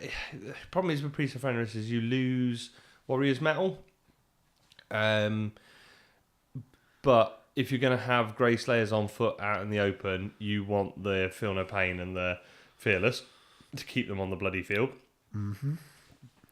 But best thing to build shit you like and play with it and see what appeals. Well, you've got a lot there anyway. So if you're planning on using it rather than just buying the bigger stuff you were talking about, then maybe start with this, play some games, and then add on the other stuff. See what you like with the infantry, and then go from there. You want to have a flexible list that people that can't take on all of this big heavy stuff will still want to play as well. So if you've got all this stuff and own it, I would go for a very infantry heavy Grey Slayer type list with some big knights in it. And then go for the big stuff, but just realise you might not use them in every game. It all depends what you want from it as well. If you're building like my Ultras a massive collection, it's going to become a sprawling collection. Build loads of shit. You just keep building shit. Build shit. Have a massive pool of toys to draw from so you can change your list on. If you're building like my Mechanicum, I built a 3K list. I might get more than now. Yeah. I like robots. That's different, isn't it? This guy's already got all of this stuff. I focused in. I bought what I wanted and I stuck to what I wanted. If you want to build a 3K list, you're going to need to do a bit more thinking about it. If you're just going to build a massive collection because you're a mad collector like me, just build it, paint it, enjoy it, play some games, build some other stuff, change a unit here, change a unit there. Just keep going with it. But yeah, probably like I said, shoot us some messages and Facebook messages are good because we can reply quickly then and ask you questions. Emails are a bit slow and come back and forth. So do you want to take the next one then, Stu? Yeah, so it's from Eric. Sorry, Eric Lofgren. So, Alternative Armies question. Hi guys, new listener to the podcast after hearing you on Sons of Heresy. I really enjoyed the episode on Alternative Armies. Well, at least one person listens to the Sons of Heresy then. Maybe one less than before. Controversial. Moving on. You had mentioned planning to do an episode on planning around themes, so I thought I'd ask a question about that and get your advice. I've been working on Imperial Fist Void. Oh God, what's wrong with me? I'm drinking tea. Void Warforce. And while the ways to make a Zone Mortalis force are fairly obvious, I'd like to hear advice of how to step into larger games. Centurion as well as standard Age of Darkness games in the way that it preserves the Void War-y feel, but it doesn't just get me blasted off the table.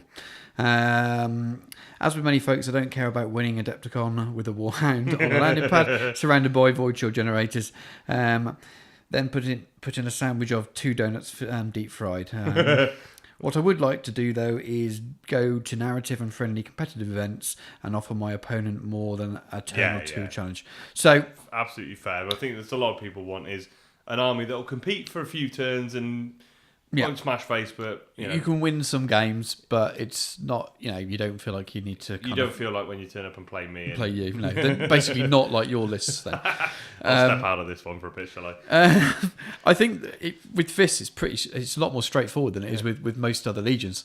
If you've got your breaches for your Void War stuff, you haven't said what he's got. Yeah, he said he's got a Void. Assume breaches. So I'm going to assume breaches and then run Stone Gauntlet because that's your biggest way of shifting on to the to keep that kind of Void War feel. That's what he wants. Wow, let me throw something else in there and then Hammerfall Strike Force. Mm-hmm. Why not run a Hammerfall Strike Force?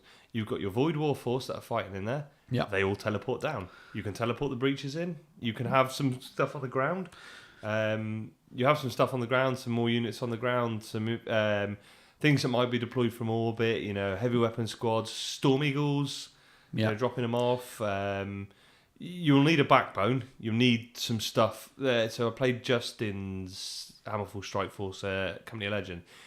You need some. It's like all of the lists, like their Revelation, any of those ones that sort of a lot of it drops in. You need to make sure what's on the table is going to stay there. Yeah, and you need to make sure you've got a way of manipulating your reserves. So everything has to deep strike with Hammerfall, doesn't it? Not everything. Or it goes in reserve, doesn't it? Yeah. So you need to make sure Land Raider Proteuses with Exploratory Augury Webs to make sure you're getting your reserves. Damocleses. For no scatter. You're going to have to invest in it. Yeah. Units that are going to stay. I'd have to go. You will find though you will end up with a collection. Yeah. That will work with Stone Gauntlet as well. They work. So you can flip between the two. They're quite. I'm just throwing it out there as an alternative army because I'm not. I don't mean this in a mean way. How many Stone Gauntlet I've fit because it to be fair is a good right of war for them. Yeah. But if you're looking at alternative, you want to give something that people would be surprised by. A little bit like, oh, cool. Right? Well, what does this do? I don't really know this. Have a look at Hammerfall. It's not the best right of war in the world. I'll be brutally honest. It's not the most efficient, but if you're taking your theme, you've got your ship-based force. Yeah. Because if they're a Void War force, they're ship-based. How do they get to land? Yeah. Teleportation strikes coming in from space. Theme-wise, for me, I think you're maybe on a better right of war with Stone Gauntlet. Yeah. I'm maybe on I think it depends on what models you've already got. Yeah. And what other models you'd like. So if you want to run tanks and want to run lots of them, then Hammerfall's probably not going to be the one you want to. Though, hell, if you want to run termites, termites coming from Deep Strike from space. Yeah, teleport.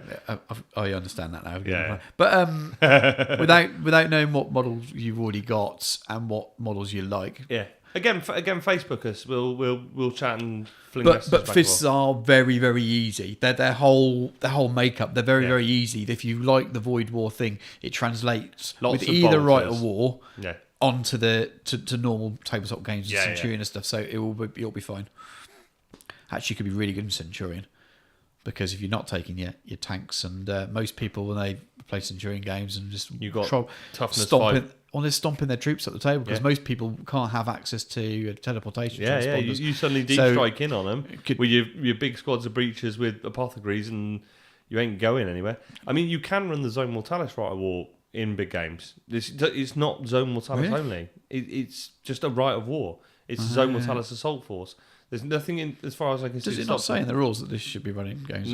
Not as far as I've ever seen or ever been shown. But you can. All it really does is make your breaches troops. Yeah. And means that you get an extra +1 to your invent. Is anybody going to cry a 5-up, 4-up invent on breaches? Troops anyway. Oh yeah, they are, aren't they? I can't remember what they do. But it's not a game-breaking thing. I think Joe asked me for last task if he could. And I said, yeah, it's fine. It's not game-breaking in Centurion to run it. Because you've got slow breaches. Because bear in mind, you're -1 to your run. Because you've got your boarding shields and stuff. So you're slow. So getting that extra invulnerable and toughness 5 with a 4-up, 3-up and an apothecary, it's gonna be a pain. And bear in mind, what are they putting out? Bolt guns. And they're not particularly brutal in combat, but they're going to be damn hard to shift. And that feels very Imperial Fisty. Yeah. You're going to have to fucking work to dislodge us. You won't get some twat with a perforator on. Eric, shoot us some messages. It's great on the show to talk about themes. When we start getting Denabras tax of lists, it's probably easier to shoot us messages and let us know what you got and tell us what you're thinking, and we can sometimes ping it's messages just, back and forth. I really like this. So we knew about the void bit. That's really good. Oh yeah, it's fantastic. If we combine those last 2 emails. This is my collection, and this is my void. Thing. Then we can. And we read the messages before we recorded. We might be able to come up with a list. To be fair, I read them as they come in, but they get sent in 3 weeks ago. I read the conversation part, but sometimes this is the list of questions, and it's like scan through them, copy and paste into notes, and away we go. But anyway, oh god, look who's next. It's the Lord of the Toilets. Hello, Pete. Mr. Whittam shot us a message. What did he say? I should actually turn this into English because it's midway through a conversation. Right, 2,500 points of Alpha Legion he's got. How would he expand it to 3k? What's he said? I want a feel of a ground force which encounters their enemy, their objectives, and gets reinforcements, Javs, Terminators, and Flyers, Saboteurs, etc. Alfie will hide in the squad on the ground and not even know where he's there. Vets are there as headhunters, same weapon loadout, and will be swapped for headhunters when they get their points adjusted. Gave me fuck. And then, so how can he expand it for 3k? So what he's sent us is a 2.5k Alpha Legion, Pride of the Legion, not Pride of the Legion, Primarch Chosen. Yeah. Did you know, and I didn't know this until I played Mr. Hall, if you kill the Primarch in Primarch Chosen, none of your units are scoring anymore. Really? They only count as denial. You can't score anything after you lose the Primarch. It's pretty good. That's a big old restriction on that list. But anyway, so Alfarius, Delegatus with the Artificer Armor, Refractor Field, and Charnable Saber. Saboteur with a Combi Mounter and a Power Dagger. Contemptor with a Plasma Cannon and a Metal Gun in the Fist. Learning Terminators with a Venom Spear Harness and a Sea Beamer. I love it. Conversion Beamers. Vet Squads, Power Fist with a Heavy Bolter, some Combi Mounters, same again for a second, same again for a third, Legion Recon Squad with Sniper Rifles and Camila Lines, Storm Eagle, Javelin, Ticker and Battle Tank. Cool. So I'm assuming the Termies are going to go in the Storm Eagle based on what you said. So, keeping with the fluff, you can't take a Lord of War. Because he's got one.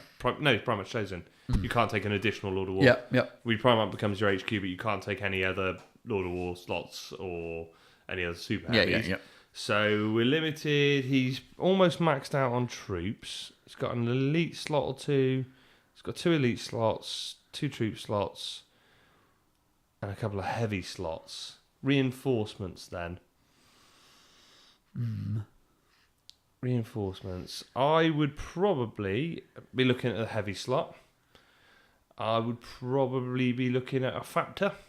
Bringing a Fire Raptor. Two flyers. Individual flyers are not too scary. Bring 2 flyers on together. Bit tough. I would maybe look at a Land Raider Proteus for your exploratory web to get your reserves in. Especially if you're going to outflank the vets and stuff. Use it as kind of a command hub. It's kind of, this force is rolling around and it's kind of like the command tank. Fills as far as what I'm up to. Land Raider Proteus is 250-ish, by the time you've got some upgrades on it. Factor's 200 and something, 300 something. So probably those two would probably take you to the 500. Anything else jump at you or anything? No, I'm just thinking what you do. Yeah, 500 points with the slots. What you'd use the Proteus for? I'd use could you stick in it? Reserve manipulation. Yeah. And potentially you could stick a vet squad in it. You stick, yeah. Oh no, they get reduced down to. His recon squad would be any use sticking his recon squad in it? No. It's quite tough because the slots he's got left. He's maxed on fast attacks. I mean, the other thing is maybe you could look at he's got 2 single javs. Yeah. Double them up to 2 javs each, and you got a hunting pair then in each. I quite like them as 2 javs each. Yeah. More dreadnought, more Well, he's running out of slots for them. That's the point. So you don't have a Leviathan, but he'd be on foot. Leviathan in a drop pod would actually make sense in terms of his fluff. It's called in for reinforcements. Yeah. It's a little bit token, maybe. It's kind of a bit done. I don't worry about them. It's nice, but it's a nice model, and it's. I love the model, yeah. And Pete would do a nice job of it. Yeah, it'll do some work. Do you know what? Do you know what's really filthy? And I've seen firsthand. That fucking Gravflux bombard. That Gravflux. When I had a Leviathan, I ran one. Right? Yeah, it's filthy as fuck. Yeah. Cyclonics, and so the good thing with the Leviathan as well is the way it magnetizes on the arms. Yeah. So nice. So you can take options on weapons and do stuff. I'd go for Leviathan. Leviathan and Poverty. That's 400 points. Add another speeder in. You probably double up a squad on a speeder. So yeah, Factor. Maybe the Land Raider's a bit ish. Yeah. He ain't got many slots. That's the problem. It's true. Well, he's got his javelins in separate slots there as well. You could just double those up and then get another fast attack slot for something like an Avenger or just spam javelins. Become Jody. Well, you could. Javelins make great sense in that list. So we can increase the size of those. Actually, run a couple of two units to 3. I wouldn't run 3. I'm not a massive fan of 3. Find them unwieldy on the table. 2 units of 2, I think, is the sweet spot. Yeah. For points investment as well. He's going to still have lots of points left then. But there's your Leviathan and a drop pod. Yeah. Or your Fire Raptor. You could, between the javelins and the Leviathan stroke Fire Raptor, whichever your preference is, that's probably your 500 points then, without being overly dickish about stuff. Because the good thing is, you take the Factor. You've got the Hellstrike missiles with the ability to crack a Spartan or something in there. You've also got. But then you'd have to build a Storm Eagle and a Fire Raptor. Yeah, but I hate him, so you can do it. And Pete, you can build a Fire Raptor for me while you're at it. No, that is do you know what? It's actually a genuinely valid point about. I've said to a few people, I love the Fire Raptor. It worked really well with my Ultramarines. It would be a fantastic addition to my Ultramarines. Not going to buy one because I don't want to build it. Yeah. And the thing is, people are saying, well, I didn't pick one off trade-in. Because I want it.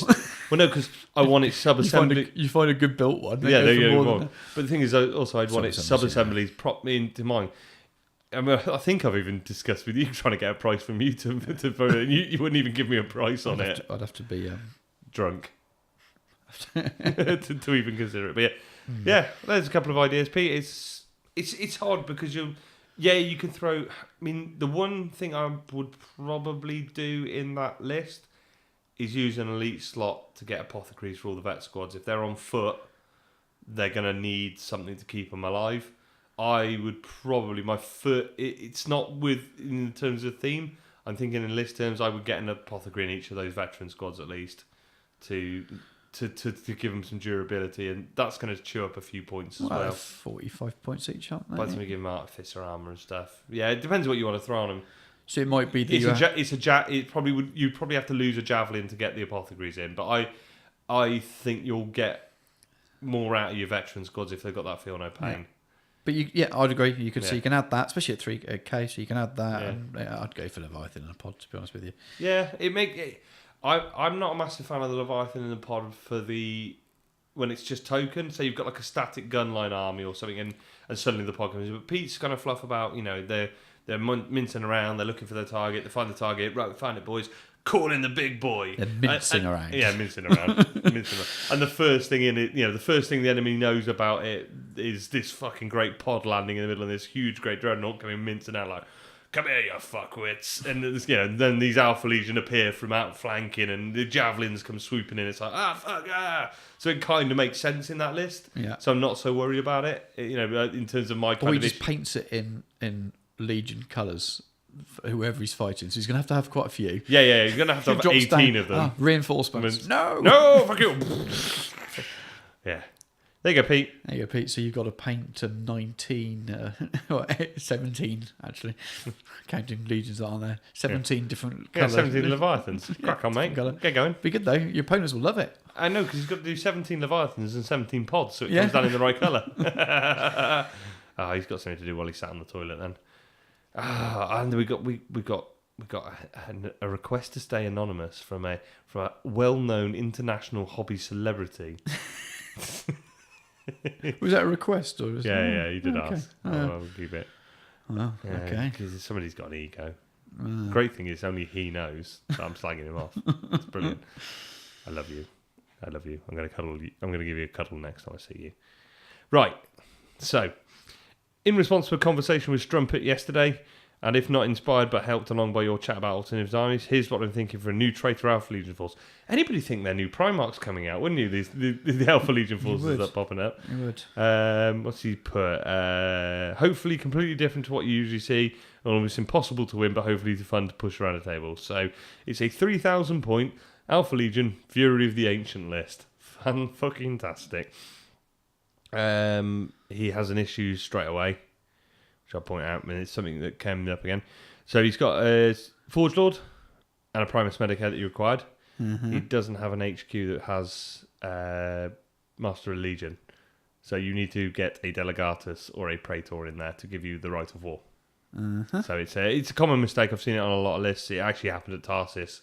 It sort of gets slipped through my... So you need to find the points for an HQ with Master of the Legion. Yeah. Let's just make sure I'm not being stupid. Yeah, he hasn't got Alfie down at the bottom. So that aside, the first things he's got is a pair of Contemptor Dreadnoughts with 4 twin-link Volkite Culverins between them. Fucking wicked. The second troop slot is 2 more Contemptor Dreadnoughts with twin-link Keris between them each. That's fucking wicked. And then he's got another 2 Contemptor Dreadnoughts with 2 Conversion Beamers each. That's fucking savage array of weaponry. I love it. Then in the elite slot, he's got a Cortis, pair of Cortises, both with Chain Fists, both with... he's only got 2 Chain Fists. 2 times Chain Fists. Oh no, Chain Fists times 2? Yeah. Yeah, but is that 2 Chain Fists each, or just 2 Chain Fists? I'm guessing you mean Chain Fist on each and a melter gun on each. Well, the melter gun's in the palm. Yeah. Melter gun in each palm. I'm assuming he means... Oh no, because they come with a Chain Fist and a Power Fist as standard. So 1 Power Fist, 1 Chain Fist, and a melter gun in each palm. Right. I think he's exported it from Battle Scribe. So, I think that makes sense. And extra armor. And then he's got 5 Lernian Terminators with Chain Fists. And then we go into the heavy sport. Dorado with heavy las cannons and an anti-mantic pervase. And the same again. And the same again, yeah.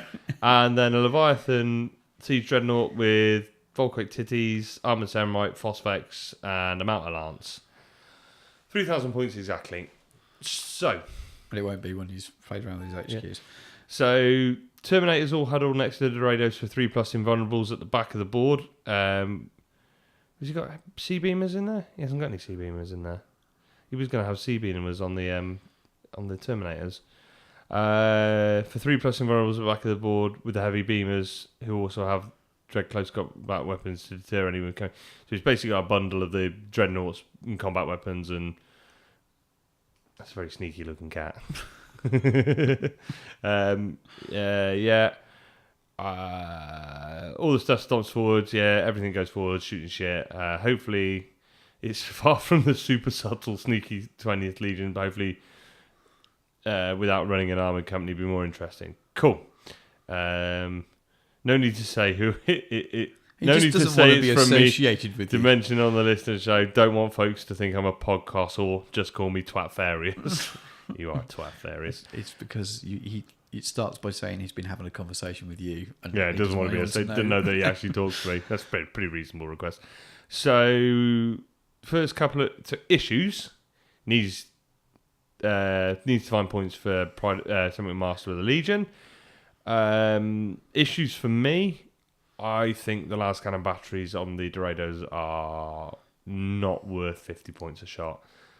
You could have the autocannon batteries for the same range, which would put out twice as many shots as Strength 8 with Sunder, rather than it's two shots at Strength 9 or 4 shots at Strength 8 with Sunder. Yeah. The last, and you're paying 50 points for that extra 1 point. So you've saved 100 points there. Yeah, 100 points. There's your console paid for. I was just going to say, there's your console paid for. Done. Plasmas are good. My default is the autocannons. Plasmas have their place because even if you get them, because they're plasma cannons, normally the big problem with plasma cannons is once you snap firing, you fuck with them because they're blast. They've got a shooting mode which is single shot, so you can still snap fire them on 6s. I can be argued. I would like a Dorado with plasma cannons. I think the optimum loadout for me is autocannons and the Helios missiles. He's gone for the Pervase, which is great because he's got the Terminators. I don't know because I know he was going to have the Lernians with the Sea Beamer, but that's not on the list at the moment because the Lernians stood around with the Dorados at the back. They're not doing anything. No, I know they feel a bit odd. They need something to do the back with their chain fists. Yeah, they're not really doing anything there, so they're a bit odd. And I know what it probably is. They're beautiful models you fucking want some. So, and again, if you do, fucking great. Just something them. I'm guessing they're there with the HQs, aren't they? Because they're both in Terminator armor. So he's like a bodyguard for his. Yeah, mutable tactics is Legion Astartes rules, so you should still be able to infiltrate them. Mm-hmm. So you could infiltrate them with the HQs up. They'd be more useful then. But yeah, they're a bit odd. Other than that. I fucking love it. Yeah, it looks dreadnoughts everywhere. It's going to look awesome as well. Mental range of weaponry. It's the 20th Legion. They've discovered their target, and it's they've done all the sneaky beaky stuff for ages, and now it's time to bring in the heavy weapons to do it, and it's just going to be a mass onslaught of dreadnoughts coming piling down the table, smashing people. I love it. Right, the usual crap. If you want to shoot us a message, Facebook is good. We do lots on Facebook Messenger. Send us the show one. Personal ones are okay, but I tend to lose track of them then. Yeah. If you send it to the show, and I generally, if you've got questions for the show, I'll point you to the show. Even people I chat to regularly, send it to the show. The last Twat Farius, I talked to him a lot. I told him to go send the message to the show because it keeps it all. It's easier for him to find the message then. So shoot us a message on Facebook. You can like our Facebook page. You can jump in if you don't want to wait a month for us to get back to you. Jump in the Facebook group. We're quite happy, I'm in there quite often, replying to comments and stuff. Usually, throwing more abuse back at anybody that I get sent to me. But join the Facebook group because there's lots of people. There's about 400 odd people in there now, isn't there? It's quite a good old side group. More than that. Yeah, closer to 500. Nearly 500. But there's lots of people in there, so there's always an opinion on stuff. There's been lots of discussions on, models and units, and there's lots of talk about it, and it's kind of the same sort of opinion as us. There's lots of, well, this is the rules side of it, but this is the fucking cool side of it. So there's some good discussion there. You can follow us on Twitter. I've been trying to get better at being on Twitter. Yeah. You do more Twitter than me, but you don't do a lot. I don't do a lot, mate. Twitter's there. Instagram's probably our biggest one after Facebook. Yeah, especially if you're into your painting and stuff, that's the one to be. We paste our pictures. It's an image-based format, really, isn't it? It's a lot easier than... It's all the same stuff we post in the group and on the page, but it's an easier place to look at it. Yeah. If you go to a bloody gallery on your Facebook page, it's a bit slow and clunky, isn't it? It's also... Instagram in general is a really good source of hobby. It's a great place. So, but the worst place in the world to messages. Yeah. It doesn't give you a notification. You can't find it. Or you can drop us an email, our email address, and we do see those. We pick them up. That's better for long messages, lists with lists and stuff. Yeah. But that's good. So, yeah, shoot us a message and get in touch. You can always go over to iTunes and leave us a 5-star review as well. We should just rip that off from one other podcast or any blah, million other that blah blah blah. But it does help, apparently. We're not trying to blow our egos too much, but it does help people find the podcast. If you're enjoying the podcast, leave a review. It helps other people find the podcast when they're searching around as well. Because I remember when I got into podcasts, I typed in like Warhammer into the search to try and find something. And it is once you get in, you start finding lots of things. So it does help people find stuff. So one last note then, we are down to our last set of house bricks. If you'd like to buy some house bricks. Not last set. Last 10 sets. We've got 10 sets left. And that's it then. Yeah, 10 sets of them, never to be done again because Stu's going to make me order the right size dice if we do next time. But we were just discussing earlier, we might do stickers or something next time. We were looking at make the dice. We've done this run of dice. We might do something different next time. If the request is there again for dice for people to buy for gaming, then we may well do an order. But the next batch will be 16 won't be for a now. while though. Probably won't be this year dice. No, so give us a message. You want to get some dice? You've got 10 sets, haven't you? There are 10 sets left. I've got 3. Are there 10 in total? Because I've got 3 in my gaming box. Does that include those? No, it's sort of 10 sets that I've got to sell here. Yeah, so you've got 10 sets to sell. I've still got 3 sets. So if you see me out and about at events where I've got my army, I've got some dice to sell with me as well there. So you just bear in mind that you will be banned from using them at your local club because you'll break holes in tables with them. But what I proved that Grulsars, they're fucking brilliant to seize on people with. So yeah, shoot us a message, international shipping. If you want a couple of sets, if you are international and you're thinking about it and there's a couple of your mates, we can bag a few bags up. And 2 sets we can do at the same postage cost. Yeah. And then if you want more, that's UK and overseas. It doesn't start getting more expensive until we've got to a third set because of the weight of them. But then we can bag stuff up again and work stuff out. And we're not trying to scrounge as much money out of them as we can. We'll work something out. So shoot us a message. It helps with our hosting. That's it, really. To be honest with you, we've not set up a Patreon or anything like that because and great the cast have done it. Let's not have we just at the moment we've been able to just cover our costs. The biggest problem with the Patreon is we don't really know what we fucking offer anybody. Exactly. That's why we do this rather than that. It's just the way we've chosen to do it. Yeah, it's just the way we're doing it. So yeah, cool. I think we shall roll out to a little break then.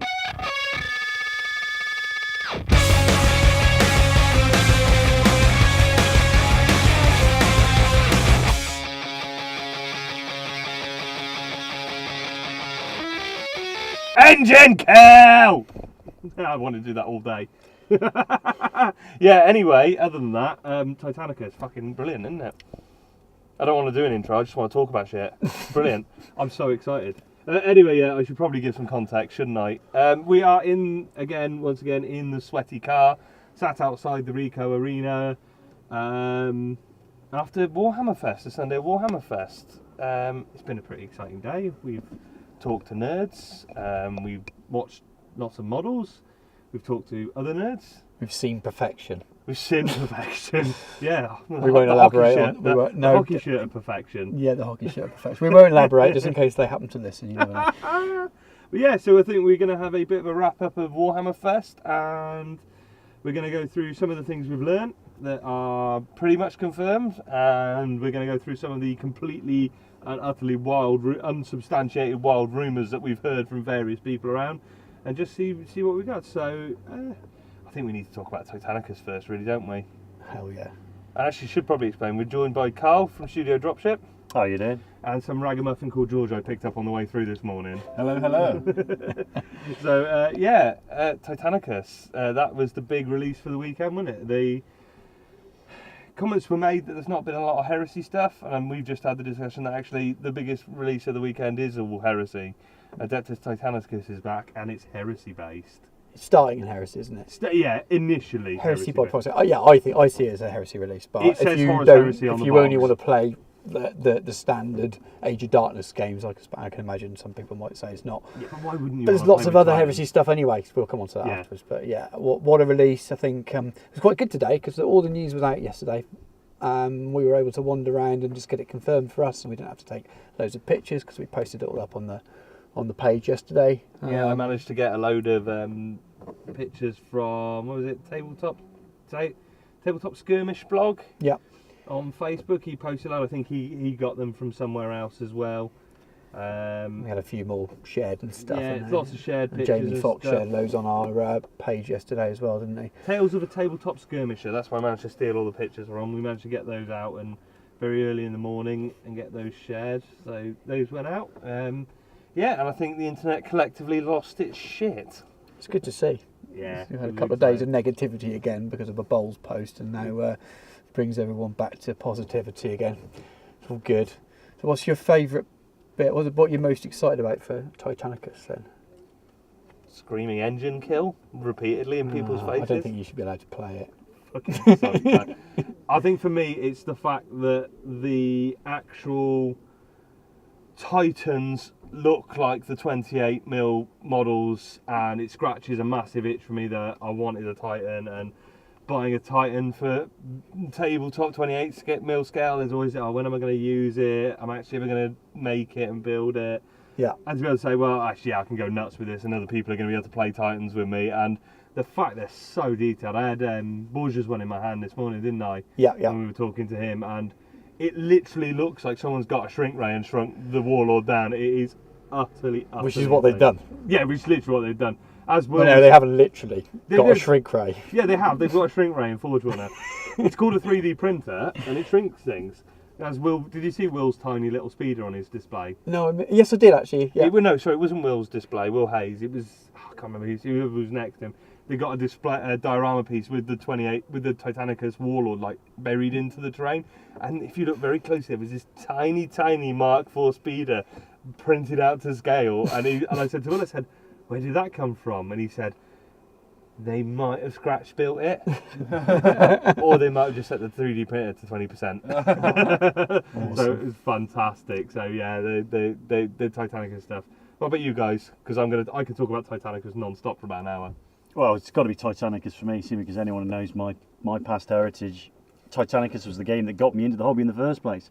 So this feels like full circle for me to see them come back. But to go on what you said, Tom, the standout is the scale of the Titans. Yeah. They've upped the scale. I was a little bit reserved about that. Been a Epic fan for many years. Haven't got the Epic collection, but actually when I saw them, and they are big, they are sort of pushing on towards 40k knight size for the Warlord. Well, the Warlord's a little bit bigger than a Redemptor Dread, but not quite as big as a plastic GW Knight Errant. Yeah, it's substantial in your hand, isn't it? It feels like a Warlord, but the Knights are sort of Terminator size. They're on a 40mm base. Terminator size. Yeah, around about a Terminator. Yeah. So they're a bit thinner because they're not so bulky around the waist and stuff, but they're about the same height as a Terminator. They're certainly, they're a good size, and they're in that sweet spot as well where you've got the big enough that you've got a nice surface area as a painter, a lot of detail. They really show off the design, but at the same time they're small enough that you get that scale of Titan engine fight. The Knight, I think it was just made a comment. The Knight, and the, I think it might have been Tom, or I can't remember. You put a Knight next to a Warlord, and it's like putting a Marine next to a Thanatar. Yeah, that feels that kind of difference. You look at a Knight and go, that is substantially bigger, that Warlord. I think they've corrected the scale, haven't they? Rather than because they weren't able to do that before because plastic production was so much more expensive for them. They didn't have their own facilities, I don't think, back when they released Titanicus. So I think they corrected the scale. So I haven't put any Epic models next to it, but they may well be about right. Because before the Titans were much smaller than they would have been in correlation. So, but yeah, we've found some more stuff out of it. The Warlord is apparently going to be a bit cheaper than an Imperial Knight. So I think, what's an Imperial Knight now? 70 quid, plastic one. Yeah. So I think you're talking 50, 60 quid for a Warlord. The Grandmaster box is 150 plus, is what we've been told. It's not too bad. You wouldn't confirm it, but that's 2 Warlords, the scenery, 6 Knights, the rules, the cards, everything. What he did say is it basically works out as you get a Warlord for free. So with the box deal is going to work out like that. So I think it's going to be a pretty damn good box. That. Yeah, I think I want to talk about the price, not in a negative way, but I want to talk about the price. If it is over 150, my only concern, and I think it's worth it for what you're getting, my only concern is the whether people will see it as a 2-player starter core box and it being a lot more expensive than other 2-player starter boxes. So I hope people don't see it that way and are happy to, if they want to get into the game, go out and buy the rule box and a starter Titan plus some knights and do it that way rather than... I think people will, but I hope it doesn't turn away non-heresy players, because I'd like to see this game grow and grow so we get more of it. That would be my only concern, because it feels like a specialist game but with a Forge World price tag. I think the intention of the box maybe it's more in the region of like a special edition kind of thing. This is a big lots and lots of extras, and this is the fancy box. But I think the thing we identified is when you have a special edition, you normally have a normal edition, and that kind of normal box is missing. Because there's a pack that'll have all the rules and the books and the data cards and the card stock in it. And then you'll be able to buy, I think they said, at release, a Warlord and the Knights will be available at release. Because that's what's available in the box. So that'll be available in August. The Reaver will be the month after, and Warhounds the month after that. So we see September for the Reaver, October for the Warhounds. And that big box will get you more than half of your army. I was talking to Pete about this, and this is Uplander Pete, rather than Full Toilet Pete, depending on how you want to know him. The toilets. He was saying that he was told that you're looking at around six units, and that will be and that means maybe, I can't remember if he said it's multiple knights within a unit, but you're only looking at 6. So you might only need those 2 warlords and the 6 little knights you get, and then buy a Reaver and buy a Warhound. You might have enough. That might be about the size. And he said that the demonstration table game that they had was probably bigger than what your standard games will be. They've thrown everything. So maybe spending that 150, you've actually bought more than half of your army, maybe 3/4 of it. So that doesn't seem quite as expensive then. And then you add Reavers and Warhounds because you probably are going to say, like, I want a Warlord. I need some knights because I need those. The way they were describing, like, the Warlord is a big ponderous machine that can sort of turn and slow. And the knights are running around harassing stuff. So you want sort of your big ponderous gun platform, and your knights to harass sort of the core of your army, like your HQ and your troops. And then your Warlord, your Warhounds and your Reavers will be your sort of add to flavour. Do I want to go more? I'll have a Warlord and lots of Warhounds, or maybe a Warlord, 2 Reavers and less, maybe go 1 Warlord and lots of Warhounds, so it's a lot more fast. There's going to be loads of builds in there. I think that the Warhounds and the Reavers are going to be the sort of add to flavour the style of your army, but the terrain actually blew me away more than I thought it would, and not just the tiles, because the tiles they're always going to be good because they're expensive, but the actual buildings kits. Did you see the sprue of the kits, George? Yeah, fantastic. Yeah, just sections like the big kits. So you'd be able to. I was worried they'd be like just boxes. You'll just build it like this and this, but they're the wall panels like on the big GW kits, aren't they? So you can build and shape your buildings as you want, so I think that's really smart. So you're not going to sort of end up with 25 tables of exactly the same stuff. People are going to be able to build what they want. But into the wild rumours section for Titanicus, there might be an Imperator coming, isn't there? The talk is this was very wild rumours. So when we spoke to one of the staff members, and I don't know his name, he sort of, when we asked him about it, his look was it looked like he knew something that he was trying to hide. He's almost trying to make out that it would be a very big and hard to do, and we're just looking at each other thinking it's only going to be full-size Warlord. Well, it's going to be smaller than a Forge World. Yeah, it's going to be smaller. It's going to be night size. Probably smaller, probably shorter. I think it will be. So unless they change the fluff and the scale a bit, but I think so. I'm pretty sure they will do. Unless the game flops and doesn't sell, I'll be from the excitement this weekend, I don't think is. I wouldn't be surprised if it's already done. Or at least an early stage CAD. Yep. What other wild rumours have I heard? Wild rumours that they talked about the Warhound not being done. That's why it wasn't here. That it is actually done already. So apparently it's done. It's stunning, and they're holding it back for more excitement. But that's a rumour. That's wild rumours. Does it come with Ursa's claws? Yeah, they've got to do an Ursa's. But somebody will mod it. Somebody will make one. Someone like Taro Model Maker or Comrade Quiche will be on that straight away. There'll be Ursa's claws. Oh, that's weird. So we heard some rumours for White Scars units. Now again, these are unconfirmed. I only got one of these out of someone slightly associated with Forge World. The other stuff was all heard around the traps. But White Scars apparently are going to get a Marine unit, like a veteran unit, that have recon armour, so they can scout up and stuff, and they can use their Cyberhawk to do the super scouting. They all come with dual lightning claws. The intention of them being character killing units.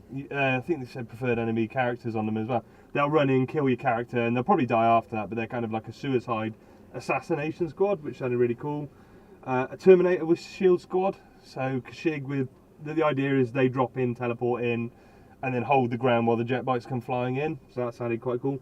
And an up-armoured, heavy attack jet bike kind of unit, which is a bit more tough and, you know, some heavy weapons platforms. Sort of Sky Slayer Pack Plus, if that makes sense. Cool. So that sounded really good.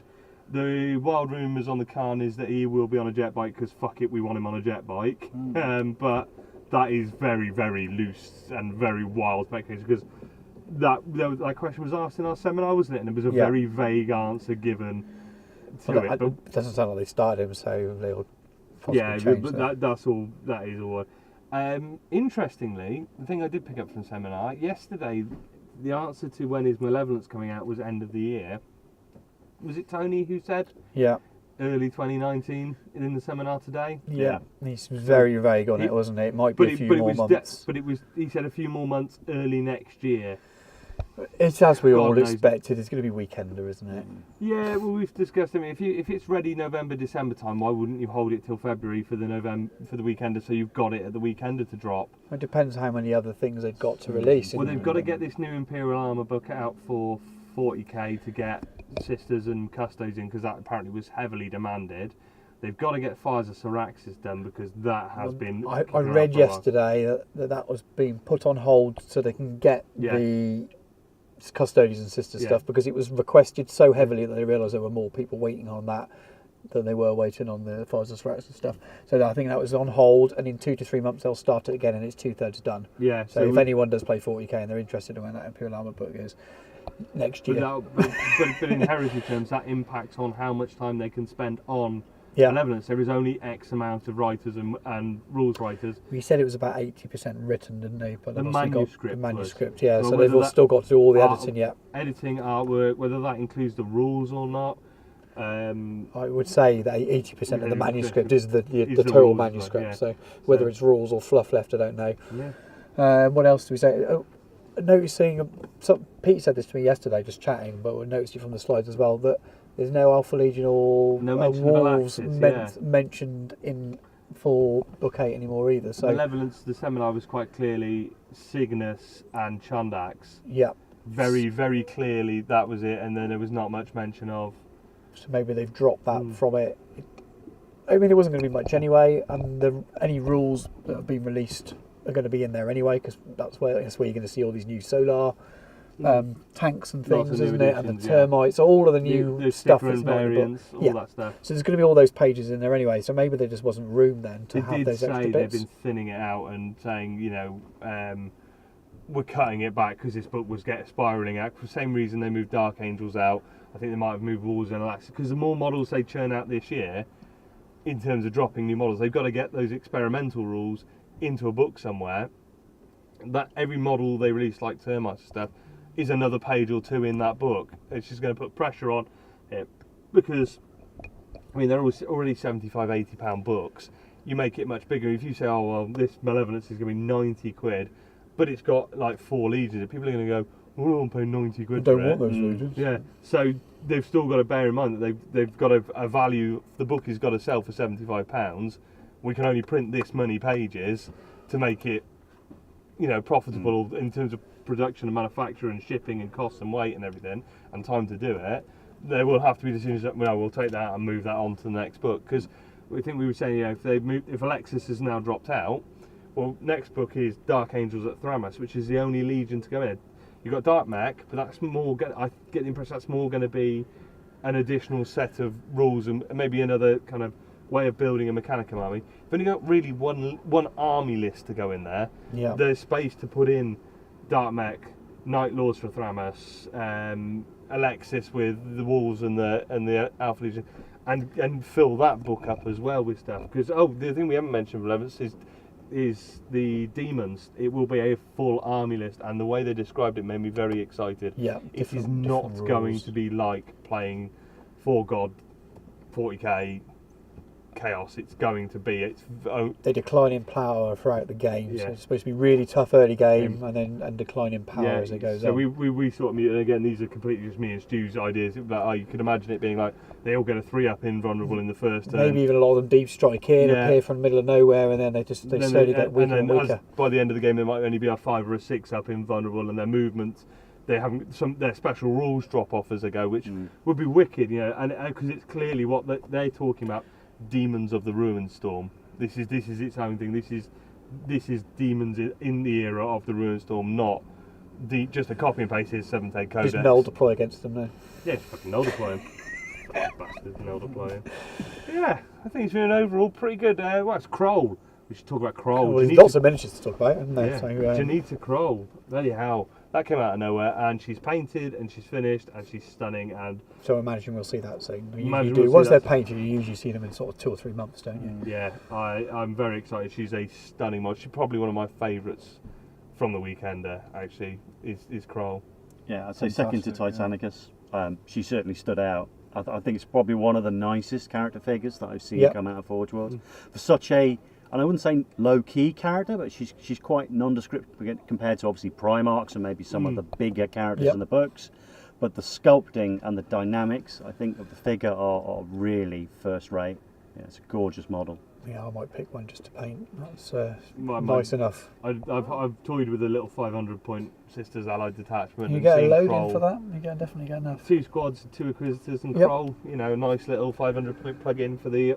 Now the Ultramarines have made it through the Ruin Storm and back into the main narrative. It makes kind of sense to have Kroll running around with them and stuff. So. Yep. What else we had? I love the Carnodon. Yeah, the little tank. Basically, they're predators, aren't they? Really. Solar Ox militia predators. Cheap tanks. Cheap, cheerful tanks. Squad of 3, las cannons on them, in from the side, hassle the shit out of people. So I will definitely be picking up some of those when they come out. And again, that one's been painted as well, so I'm hoping to see that at some point this sort of next 2 or 3 months. The collective cheer that went up for the Dreadnought drop pod, finally. Yeah.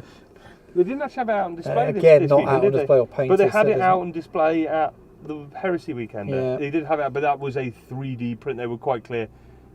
At the Weekender, it was 6 months away. It was at least 6 months away. It was in early production. I think they dropped it out to be like, look, this is coming. I know it's gone off sale. We are working on it. We are getting there, but maybe it'll be a bit longer then. I think some of the... I was told that some of those ones that are painted have been ready to go for a while, as in they've got stock, etc. So they're just waiting for the go-ahead to push the button and get them released. So interesting, things will start picking up now. I was speaking to Will about the anti-mantic purveyors. Yeah. And he's saying that's been ready for ages. And the missiles on the drone, it's like they've been ready for ages. They just have a release schedule, don't they? They can't release all in one go. It's just waiting to go. He said he reckons he's even signed off the production sculpts for it. It's literally ready to go. It's just waiting for a window to be released in. So, stuff is getting done, stuff is being held. Because they got to, as much as I think people would say, oh, let's get everything out now. I want everything out. No, I like my Friday email and seeing what's come out. Because if everything came out at once, stuff would get lost as well. They're running a business here. They're trying to attract your attention to new releases, and that does mean that we can't just have everything when it's ready. Unfortunately, there's a bit of a balance there. But it must have been. What else was there? Mark 4 speeder. Yeah. So we got the Mark 6 land speeder. Yes. Version 1 speeder. So that was in the cabinet, so you could look at. The Mark 6 is the event exclusive, but there will be a Mark 4.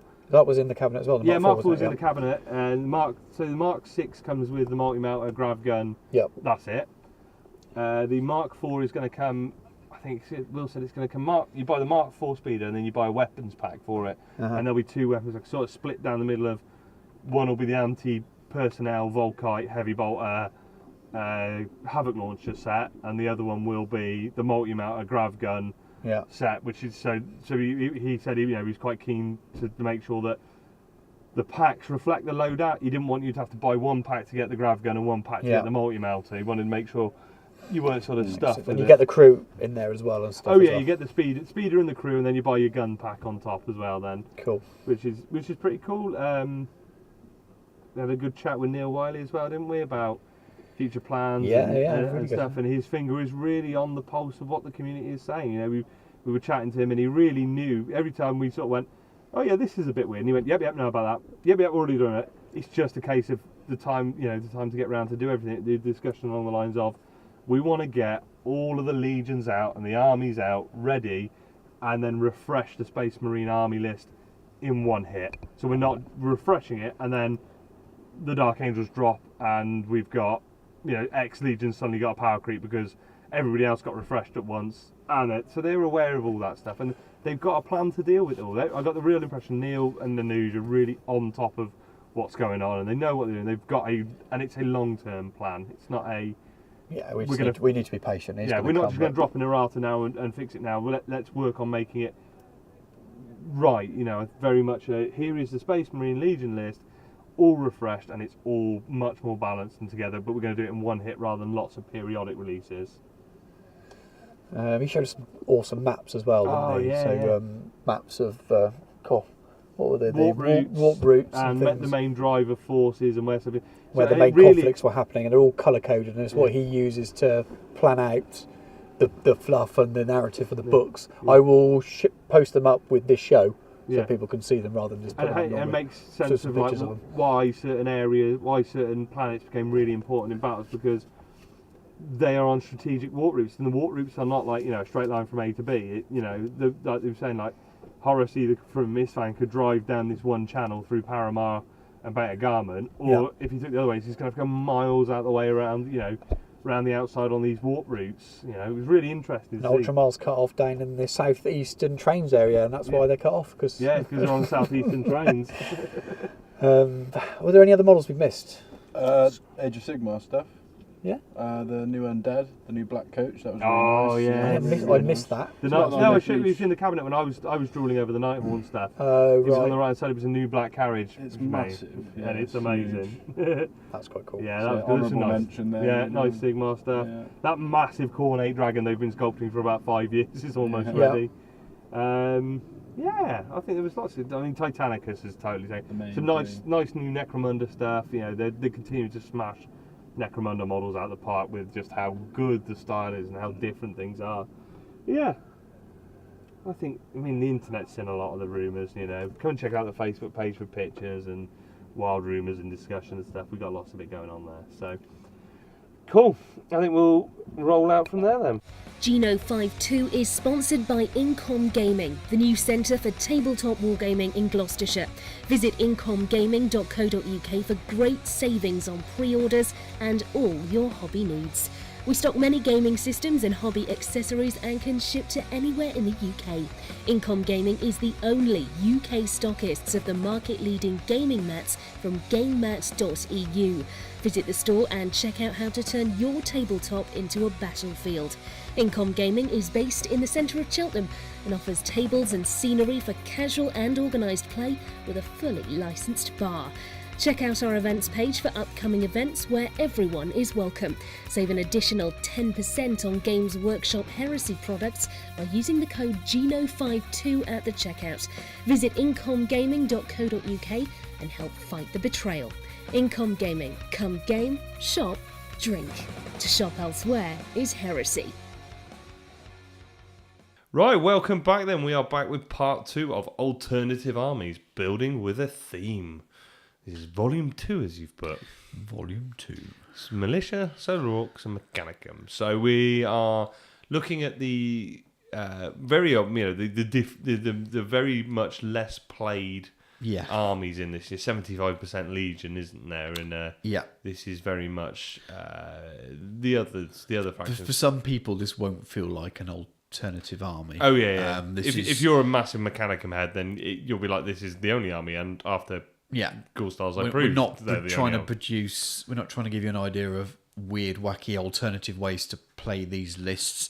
It's just to kind of make maybe you have been playing a Legion for a while and you're thinking about what shall you do for your second army or something, and then this might give you a little bit, a bit more info about the way they work. The introductions to these armies that are not commonly seen. So I'm going to blast in with the Robo-Men first, I think. So you have your Mechanicum.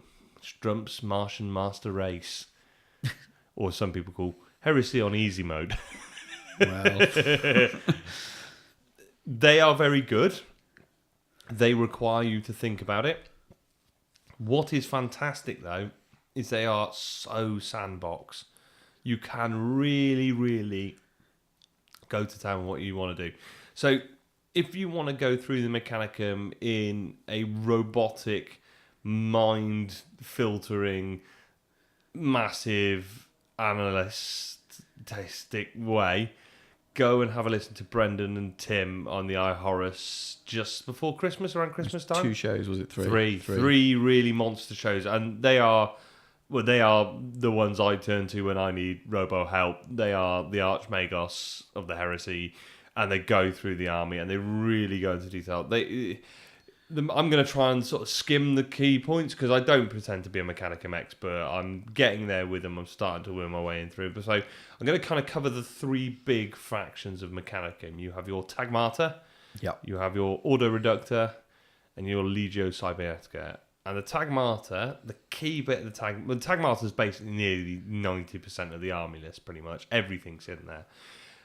Where you get your theme from is your Magos. So you take your Magos, and they have what's called the Orders of High Techno Arcana, and this is almost your theme to the army. So you take your Magos, and the theme is really led from your Magos. Because you build your Magos, you take the Techno Arcana, it gives you certain benefits, and that benefit is going to roll out into the way you take your army. So there are a few of the main Technocarnas. The first one is the Archimandrite. So this, for those who read the Black Books, is what is made in Master of Mankind. What they made doesn't really reflect what's in the actual book and the rules, but I'm hoping the Archimandrite gets some extra stuff in it.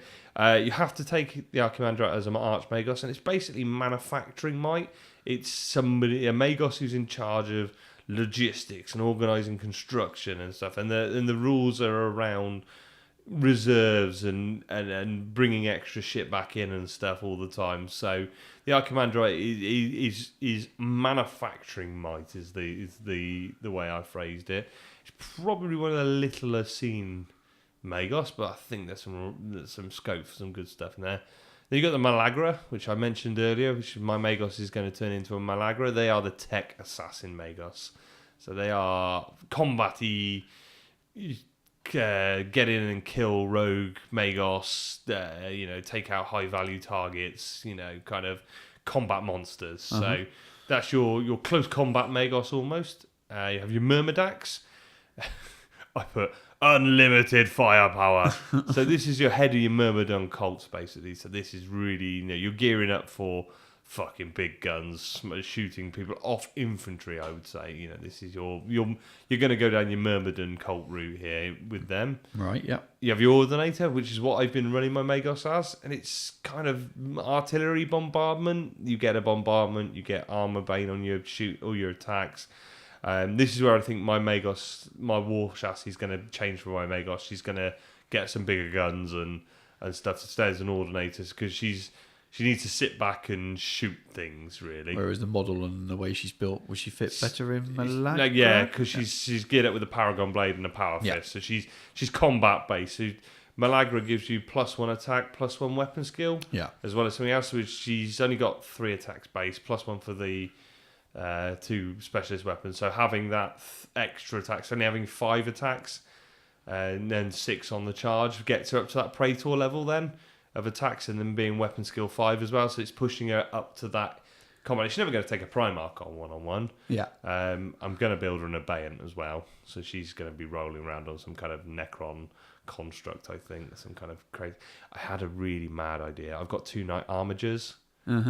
And I kind of want to build my Magos into a Knight Armiger, but I think it might be too big. I think it might be too much. Maybe. I need to see a Knight Armiger against a Domitar, because if it's bigger than a Domitar... Because I was thinking, well, I won't use the top carapace, and I'll just have the legs. And I thought it might look really unbalanced. So anyway, I'm going to look at that kind of thing. So building more. Brendan warned me when I started playing this. He was like, you'll end up with 1 million Magos, because you just start fiddling. Because there's just so many options. I mean, if you go and look at the book, you can take so much stuff on these guys. You wouldn't even want to guess the permutations of how many different Magos builds there are. You can literally go nuts. You can build combat monsters. You can build Magos that sit at the back and shoot. You can build stuff. So yeah, we've got Ordinator. Then you've got Lacrimatus, which is your fleshsmith. Thralls.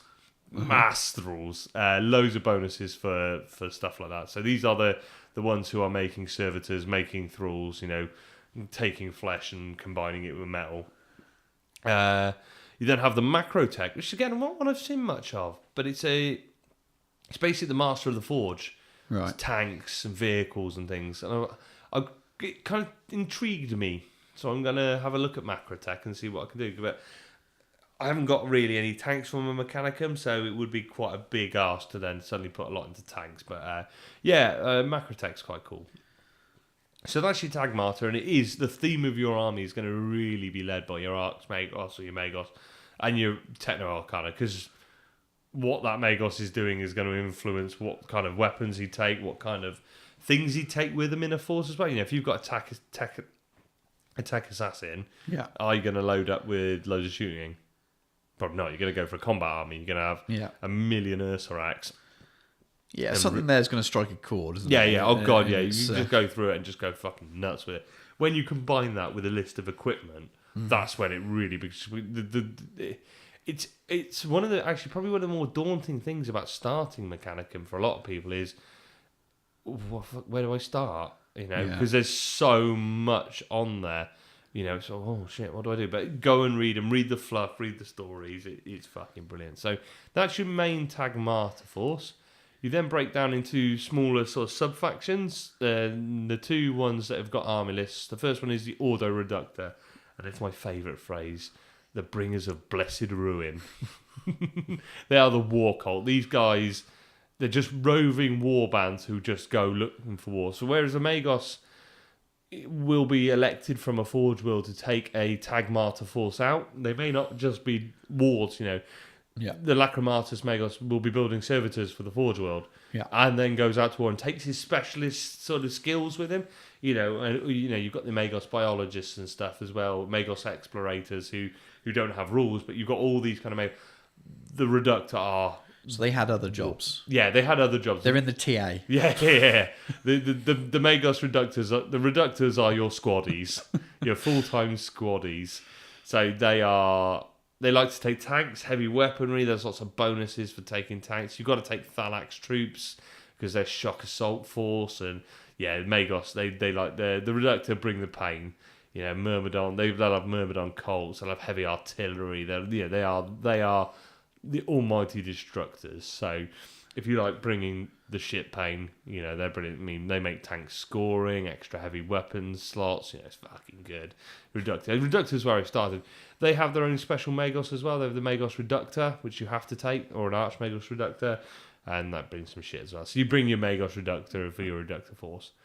Then you get your Cybernetica, Legio Cybernetica. My notes, big fucking robots. You've written fracking. I wrote fucking, and it autocorrect doesn't like me. Big fucking robots. This is one of the forces probably people have seen more of, maybe. It's very low model count, but it's your Castellaxis troops, big toughness 7, 4 wound monstrous creatures as you tell you. It's your Voltarax, it's your Thanatars, it's your big robots. Generally, the big drawback is the big robots need somebody near them to make them work properly, but you get bonuses to your Cyber Third rules and stuff, and your Cortex control range. There's loads of stuff that needs to happen. I don't want to get ways of managing that. I don't want to get bogged down too much in the rules. This is more about give you a flavour of the different themes that you can if you like murder, death, robots, Yeah. You're probably going to go Legio Cybernetica. If you like to bring the pain and artillery, you're going to go Reductor. If you like a bit of it, or everything, you're going to go Tagmata and Tagmata and do whatever. You can almost do Cybernetica and Reductor in Tagmata as well. Yeah. If you want to do something, but it maybe will let you get in a unit of something else that you couldn't have taken in one of the others that are strict to themes. So that's probably the world's quickest and briefest coverage of the Mechanicum. They are absolutely insane, and for me, they scream heresy because you don't see them elsewhere. And there's lots of questions, 40k players, and when we're going to get all this Mechanicum stuff in 40k. lots of people are, when we're going to get the AdMech stuff into 30k. You know, there's lots of, want the Drune cores. It's cool stuff. There's Skitarii stuff, and it all exists. There's Skitarii and the Drune Striders and everything else like that, all in the books. One of the things I like is that when you see a Mechanicum army, it's clearly 30k, and when you see an AdMech army, it's clearly 40k. I'm guessing some of it isn't around in the 41st millennium. Because let's talk this about... is Mechanicum pre-Mechanicus, and there's going to be some changes there, and they forget things. They've forgotten things, and there is talk, the Castellan robots, there's a bit in one of the Mechanicum books where the Mechanicum are, he's talking about wanting to use, they prefer the Castellan robots over the Castellax, because the Castellax are really temperamental and fucking pain in the ass, where the Castellans are more durable. So I think it'll be one of those things, this is as far as a Syraxis book that's supposed to bring the Mechanicum stuff into 8th ed. It's hopefully will be, you won't suddenly just be able to take your Mechanicum force and dump it on the table and play 40k. Yeah. But there'll be access to it. But yeah, I mean, things like Triaros, armor conveyors, and maybe just the tanks and the robots, just scream. It's so different to anything else in GW as well. It's got its own flavour. And maybe the best Magos were just too busy designing Primaris Marines. Well, what's Krull been doing for 10,000? Krull didn't do fuck all in the Heresy, did he? No. Just getting his secret orders across the Ruin Storm from Guilliman. They're supposed to be explained somewhere. On to the next then. And this is your cup of tea then. This is the Solar Auxilia. It is. So for people who don't know who they are the elite of the Imperialis Auxilia, basically the Imperial Army. Originated from the Sol system and Terra, so fairly close to Earth itself. They were raised to support legionaries during the early stages of the Great Crusade. So it was using the military principles that were formed from the end of the Unification Wars, and then using the skills and the military principles of the Saturnine Ordo, which are sort of kingdoms and fleets around Saturn and Sol and Luna. So they are frontline soldiers specialising in void and hostile environments. They garrison warships. They worked alongside rogue traders, which is the fluff around mine. They had their own fleets where they weren't supporting Astartes as well, so they were doing their own expeditions, etc., etc. So these were a stage above regular Imperial Army. So they weren't your planetary defence force guys. They weren't your basic militia. They've got their own. I don't want to go into rules too much, but this gives you an idea of the flavour of the way the armies kind of work, and then you can see what kind of narratives you want to build from there. But they have something called Discipline Fire, which means they overwatch on BS2. What else do they do? So close formation fighting, it's +1 weapon skill when they're base to base with someone else. They can have a super heavy command tank, which gives them a sort of morale bubble. They have Discipline Command, which doesn't really do much in game terms, but it's like a conversion of the old 40k Astra Militarum command structure. And they have something called Hold the Line, which is reroll pinning, basically. So I'm not going to go through loads of rules, but it gives you the flavour of the kind of the elite troops that govern by command. So other things they do. So they have something called tertios, and these are a way of grouping multiple units into a troop slot. So you can take 1 to 3 sections in a troop slot. So if you want to go really, really, really troop heavy, you can have an awful lot of units within your troop slots. You can have a very tank heavy theme. They've got more tanks. People get really annoyed by this. So the militia army, you can't really do a Talarm themed force because there's not enough tanks. But with the Solar, you've got a lot more tank choices. You could probably build a tank list, but you've got the wrong guys in it. It's great. Yeah, I went through the exercise, didn't I, trying to build a Talon list, and the only way it really worked was in Solar, but then you've got Solar Auxilia as troops. That's a mug on the floor. So you can build a very tank heavy force very easily. If you go troop heavy, you're going to be running multiple tertios. They can each section in a tertio can take a Aegis line, and that's not in the fortification force part of the force org. So these are in addition. So you really could, it's very cheesy, but you could have tertios with 3 sections of 20 in a las section and an Aegis line for each. So you could easily cover a whole 6-foot board edge in small walls for your dudes to hide behind. I've definitely seen it. Yeah, it's a build you see. Those are probably the 2 most common builds you see. So you see the fully mech force when you've got your troops in Dracosans, whether it'll be Velatari or whether it's last sections. Stormhammer, yeah, Stormhammer would be better. It's me that runs the Stormlord. Everyone in a tank, you see that quite a lot. Or you see the troop heavy where there's lots of Aegis lines. Rapiers, which you can't buy anymore. It really depends on how brave the player is. The collector is about painting. Do you want to paint 60 las rifle guys to fill 1 troop slot? Yeah, I mean, you could do other ways because you've got support sections in there as well. So you've got your Velatari, which can have your Volkites, so you can have them with axes or flamers. You've got to have 2 tertios to fill your compulsory HQs, compulsory troops, haven't you? You have, yeah. So tertio is 1 troop slot. And I run my 3 troops slots are all, there's no sections in there, it's just one section. One section per troop slot. But you could in theory, with your 6 troop slots, 6, you have fucking hundreds of troops in there. Yeah, absolutely fucking bonkers. 6 sets of 3, you're fucking bonkers. You can have loads. I always feel that they're probably too expensive. 18 squads of 20 dudes. Yeah, but if you were gonna spam infantry, I think the militia list is better. Yeah. I'm just going through a silly possibility. You could stick them behind a wall and give them a 4 at cover. But at the end of the day, they're toughness 3, and they're gonna. But that's the thing. But if you've got 100, you have fucking 18 slots of 20. Yeah. 300 odd bodies in a table, all behind Aegis defense lines. You pick up enough dice. I'm not saying it's a good army, but if someone was insane enough to paint it. It won't be, it'd be fun for a game. Yeah. It'd be lovely for a big game. I don't think I want to play it game, but 5 games in a row over a weekend. Well, you're only going to only one mission probably going to be any good for you. You're only going to get 1 game. Think about taking it to Ghoulstars. Then you think, how would you deploy it with it?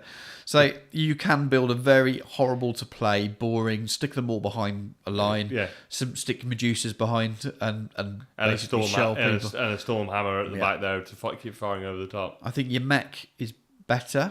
Your fully mech sort of theme is probably a bit better, but you got some the 2 most common themes there. Anyway, you Void theme for ZM.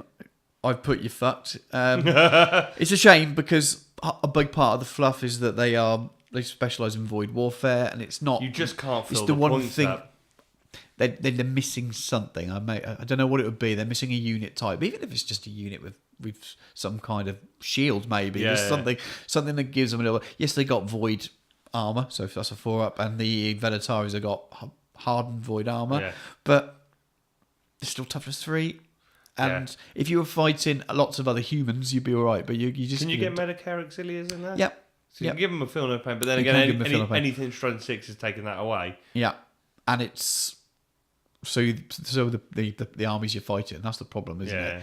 It's about giving them choices. So all of the good choices are there in tanks, I think, in the army. So for dealing with heavy armor. So if you want to go, if you're looking for an infantry heavy force, you probably look to what we're going to talk about in a minute, which would be the militia, I'd say. So good for mech. Other themes, you can kind of go air, so you can take Arvis Lighters as your dedicated transports. So you could have a very cool, very fun kind of everyone dropping in. It would look brilliantly. Yeah. They're not going to do much because you're going to fit squads of 10, so you won't be able to take your las sections. You're taking Velatari. You're taking Velatari.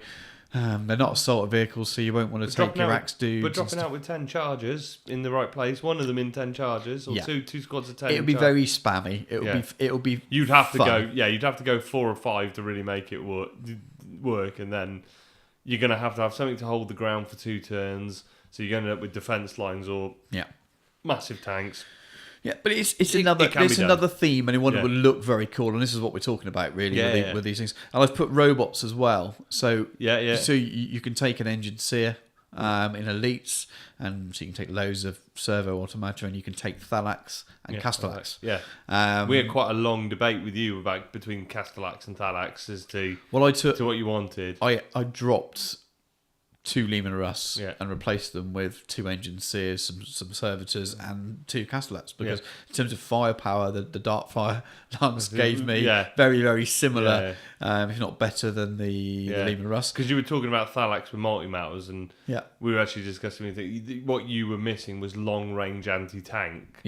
And that's what we came to with the Castellax, was the Darkfire Lances will give you the range to hit stuff before it comes too near. To hit a Spartan before it comes too near you. Yeah, and you've got something that adds real variety to a list that, in terms of inventory, is very, very samey. You've not got as many. You've got lots of tanks, but you've nowhere near as many kind of inventory choices as you would in a legionary army or something. So it's probably the smallest in that sort of sense. Yeah. But there is a lot of theme there. People, it's very. I heard it said a lot that solar armies are very one-dimensional. It's probably because of what you see people play them as, and there's not many people that play them. To play a strong solar list, you're very limited on builds. To play a themey solar list that's still got ways of dealing with stuff, you've got lots of options. But if you're just thinking, I just want to win, well, you're going to take all the tanks, Stormhammer, some defense lines for cover, and go from there. Yeah, definitely. But yeah, so I think in terms of where you are limited is with the fluff a little bit, and you see a lot of people. I want to touch on this a little bit. See people using alternative models for them, which is fine. I'm not against that, but or I'll use the solar list and use militia army and make them my imperial army. The solar rules and the solar stats, etc., they're very much supposed to be these guys. These are it'd be the same as using legionary stats and making it into another army. You're using rules from a different legion special unit as your unit. That's probably a better way of comparing it. Yeah, they're designed to represent. I think they were.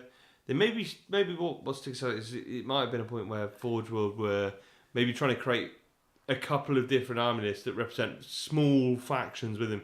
The Solar are X number of regiments from the Sol system. These aren't your Guard or your Astra Minotaur. So maybe, it's almost like the Black Shields as well. The Black Shields are supposed to represent a small amount of Space Marine chapters. There wasn't 1,000 Black Shields armies out there, these are a lot. It's supposed to represent there's a lot more in number. Yeah. Than you'd think. No, but they're supposed to represent a specific type of army. Is what I'm trying to say. This is the Solar Auxilia. It's X number of companies. Yeah. This is who fought this way. It's not like when we're going to move on to now, which is the Cult Militia list, which is supposed to represent everything else. Diverse range of multitude of armies that you have spanning the galaxy. To represent everything from your well-disciplined techno survivors of the Dark Age to your screaming cult word bearers. So solar are solar. So when you're thinking about your narrative, if you want to do Geno 5-2 Chiliad, militia list, that's what it's designed for. I know you think, well, they're elite, but it's militia list. Whereas the militia list is the way of making solar are supposed to look solar. They're supposed to have that same void armor. There was one mark of it. That's what it looks like. Again, I don't care about other people using other models. That's fine. I'd play it, but I can see some people try to look at it as how do we make? I can use the solar list to represent this. That's not really what it's designed to. Which is why it's odd that the solar list can make a tank company. Yeah. And I don't think it's the issue with solar. I think it's an issue with the militia. The issue with the militia list is missing an addition. Total agreement. That's why I say it's odd that you can do what you should be able to do with the militia list in the solar list. Because it's void and hostile environments that they were supposed to be good enough to as I say, fight without Astartes, whereas the Imperial Army would always be in support or garrisoning afterwards. So think about your narrative in terms of, you got a lot, what are they doing? Are they on their expedition? Are they working with Mechanicum? Are they supporting Astartes? Are they with a rogue trader like my guys are? But that's your thing for it, really. But the big one, I suppose, this is the one you could go on for hours, is Imperial Militia and Cult's army list. Yeah, the Imperial Militia. This is, I say the Mechanicum a sandbox. This is pretty fucking sandbox as well. So, Cults and Militia represent everything out there. From JP's War Yetis to screaming, ravaging cult hordes to humans with 3-up power armor and land raiders. You can do fucking squats if you want. And there are squats armies out there. Grazer had a squats army years ago using these rules. You can do anything you want. You can, pretty much within reason, you can do what you want. So the militia list focuses around, again, your leader. So you have your force commander, who is pretty much a basic bitch human that you can slap on a shitload of stuff to. But the big thing for him is he gets what's called Muster of Worlds, which allows him to take 2 provenances of war. Yep. And the provenances are what flavours your army. So there's a whole bunch of them, but I'll give you a couple of my favourites. So you've got Warrior Elite, which pushes up your leadership by 1. So suddenly you've got, your troops with shit restrictions go up. Gene Crafted to push your toughness up to 4. Suddenly you've got there's your Gene 052 Chiliad. Warrior Elite, Gene Crafted. Elite human soldiers. You have Survivors of the Dark Age, which is a good one. Gives you +1 in your armor save. So you put carapace armor on them, suddenly that's 3-up power armor. Yeah. They also get advanced weapons to put extra on the strength. Yes, he did smash it. The voice just come down and pointed at the mug. So there's loads of stuff in there. And the opposite end, you've got the infamous Cult Horde and Tainted Flesh, which is where you get your 200 fearless rending cultists from. Yeah. Because you can take squads of 20 in troops. Is it 20 in the troops? Which ones? Some of them 20, some are 40, aren't they? You can take your militia, your inducted Levi squad. They start at 20. It's you can take another 30. 50 then. You can have 50 in a troop slot at 2 points each. Fearless rending cultists, which is a fucking disaster to play. You basically take your provenances. So, that is totally going to... so you pay for them. Yeah, you pay points and they vary in points depending on what bonuses they give you. So and they put in other restrictions like Survivors of the Dark Age, you can't take inducted levy squads, and you have to take grenadiers as troops. So it very much works like a rite of war. Yeah. And when you say you're paying for them, bear in mind your militia commander starts off at like 40 odd points. Yeah. That's so by the time you've added a couple, 50 points to start with. So by the time you've added on your couple of provenances, or he's getting up to your 100, 150, 200 point commander, which is for a main HQ about where you want to. It's pretty fast. So. Yeah, you can go nuts with them, and some of them have extra options within them as well, as like Alchem Jackers. You can take friends on, which gives them rage, and it's so much. You take discipline collars on Abhuman Helots, and then something Blade and Fury on Feral Warriors. Which without reading through the lot, like I said, we just so much. There's so much, and and there are 1 or 2 that you can't combo. Like I think Tainted Flesh, you can't take Survivors of the Dark Age and Tainted Flesh and stuff. There's a couple you can't combo, which is usually on a fluff basis. But there's so many combinations of what you could do. You look at, and you don't have to take 2 either. You can just take one. So you look at, you've almost got. Oh, God knows, I don't know how many combinations. You can make your Cadian force out of it. You can build some complete bonkers. He was talking. It was the Phosphex Party boys talking about Ogrins. Yeah, it says these are Ogrins. This is the unit entry for Ogrins, but this represents the vast milieu of things. I think one of them was talking about having just regular dudes, but like exoskeletons, like mini dreadnoughts. Yeah, to represent Ogrins. So you could absolutely go. This is the field day for Ratlins, a whole Ratlin. Yeah, Ratlins. You could do absolutely anything. Necromunda gangs. Yeah, I consider that. You can do absolutely anything. You go for a full-on Mad Max style thing and use loads of Goliaths and stuff. And at the same time, you could go the complete opposite way and use Vansar with all your Survivors of the Dark Age and all that stuff. So, actually, that's really quite good. Cyberogmetics and Survivors of the Dark Age. Suddenly, you've got your Vansar gang, ready to go. So there is tons and tons of stuff you can do with the militias. it's massively sandbox. It's massively free range. Yeah, you can really go for what you want in it. So if you as well your force commander, if you take which province is it? One of them makes him into a demagogue, doesn't it? Yeah, you can take the cult demagogue. So he gains the demon. Yeah, special rule. Oh, and you get your modelling options and things there. So you get planetary overlord as well, which is you can pick your warlord trait as long as you use the militia warlord trait. So you get to pick. I mean, the good one, the one that comes up a lot, is the one that allows you to put the AP on a weapon up. So then you can have like AP3 autocannons. You know, so you got 5 AP3 autocannons firing out at Marines. Yeah, you're going to cull Marine squads with them and stuff. You know, or AP1 las cannons. You know, for detonating tanks and stuff. So there's lots of interesting things you can do with that. Then, so I think this list sums up what we were talking about in all these segments, including the one we haven't recorded yet. This kind of sums up what we're talking about. And really think of a narrative. Yeah. Go crazy, but Forge World have provided you with same with official rules for it. So not only is the narrative in your head and in your modelling and your painting, but there's actually rules that can be so unique. You can very much go, I want to do this.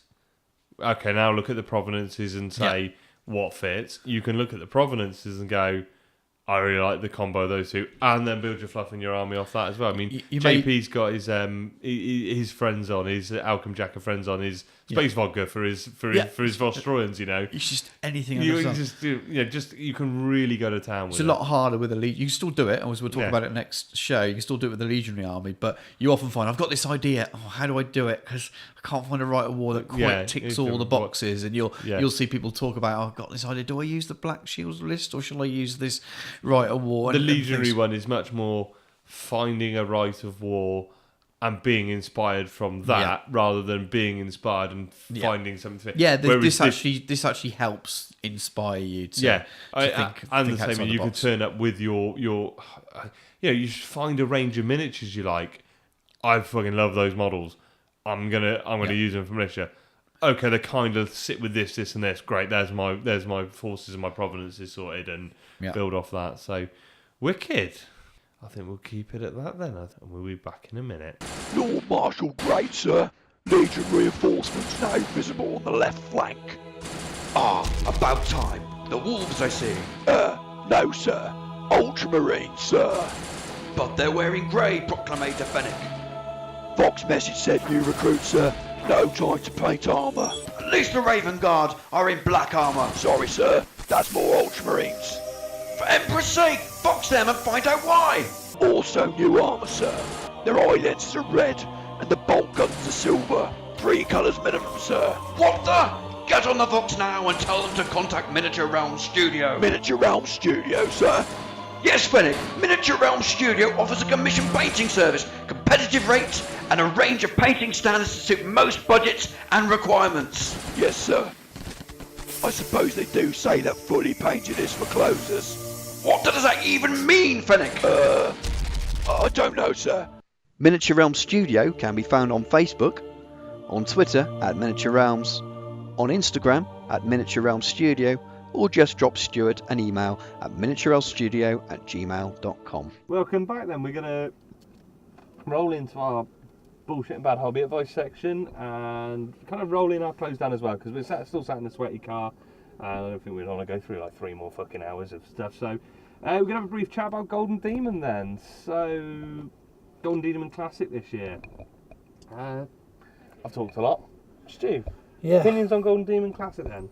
It's quite difficult because the presentations at the end didn't make it very easy to kind of sum up the winners and things. So last year they didn't get the slides working, they had no screen working at all, and this year they didn't manage to upload the photographs of the winners. So we're sitting there clapping people as they're going up and collecting their awards, and No idea what. No idea what model won what. It's notoriously hard to look around the cabinets anyway. We went around a few times. I think we eventually saw most things, but you don't get. But the you haven't got perfect names look. next to them, even when you see the cabinet. So it is difficult to give a real kind of detailed review of it. So I think by the time you've listened to this, you may have already seen pictures up on websites and things. But or people sharing their pictures of their winning models on their Instagrams and things. But we'll try and sort of talk about it a little bit anyway.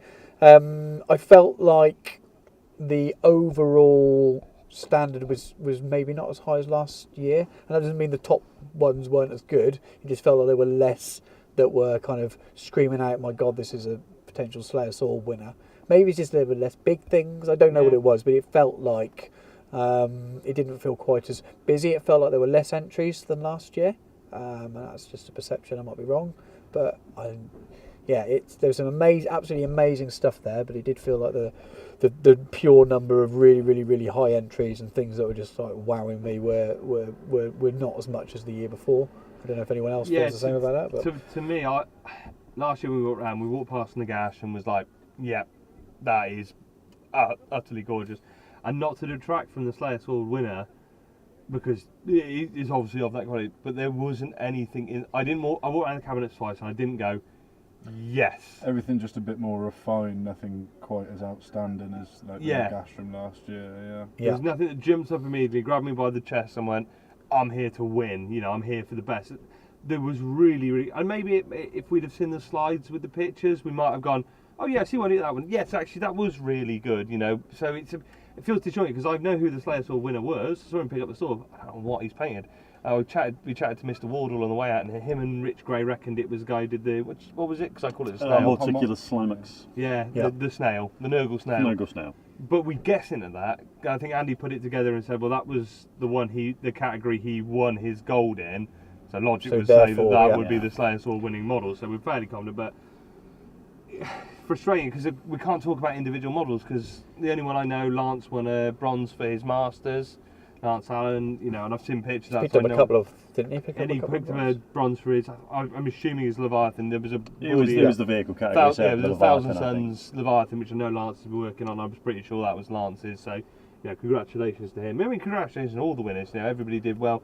The category that stood out for me as being the best and the thing I enjoyed the most was actually the Youngblood stuff. Yeah, I was about to say the quality of the stuff in the Youngbloods was stunning for kids. What is it, under 16? Yeah. Well, we were chatting to the guy that painted Sevatar, wasn't it? Yeah. And he was a really nice lad. Said that's mine, and we were talking about about it next to him at the time, and really nice, it was really nice, brilliant, and it would have stood up and pinned in the main thing. Yeah. Definitely stand up. Oh, it's probably also worth mentioning their new special commendation.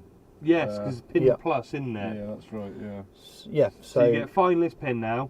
And they're doing, was it specialist or highly commended? Commended patch. Yeah, which is kind of you've got black printed card with gold on there to say you've got to above just the cut off to get to the final. But you're not quite. It's almost like fourth and fifth, maybe. If you know what I mean. But depending on, but not quite Golden Demon, but above. Well, they give pins to a lot. It's like making the final cut in a big golf tournament. And using my sporting analogies here, I'd always like to squeeze a sporting analogy in my pen, but pinning is like making the final cut. Round for the last round of a big golf tournament, whereas it's like getting on the leaderboard, I suppose, isn't it? Yeah, getting into the final round is the pin plus commendation now, which is great. Be interesting to see if they do that at the smaller ones, or whether their field isn't big enough for them to need to do that. Of volume, but I think again, it's not. We've talked about this with Tarsus and judging paint at Tarsus and stuff. Splitting hairs on fantastically painted miniatures, all of which you'd be happy to. I'd be stunned if I could paint anything to that level. But yes, there wasn't a standout stunner for me. It was volume, I think. There was a couple of maybe really big stunning. Maybe there was less big things as well. There was less. The monster category seemed quite small. The vehicle category seemed a bit smaller.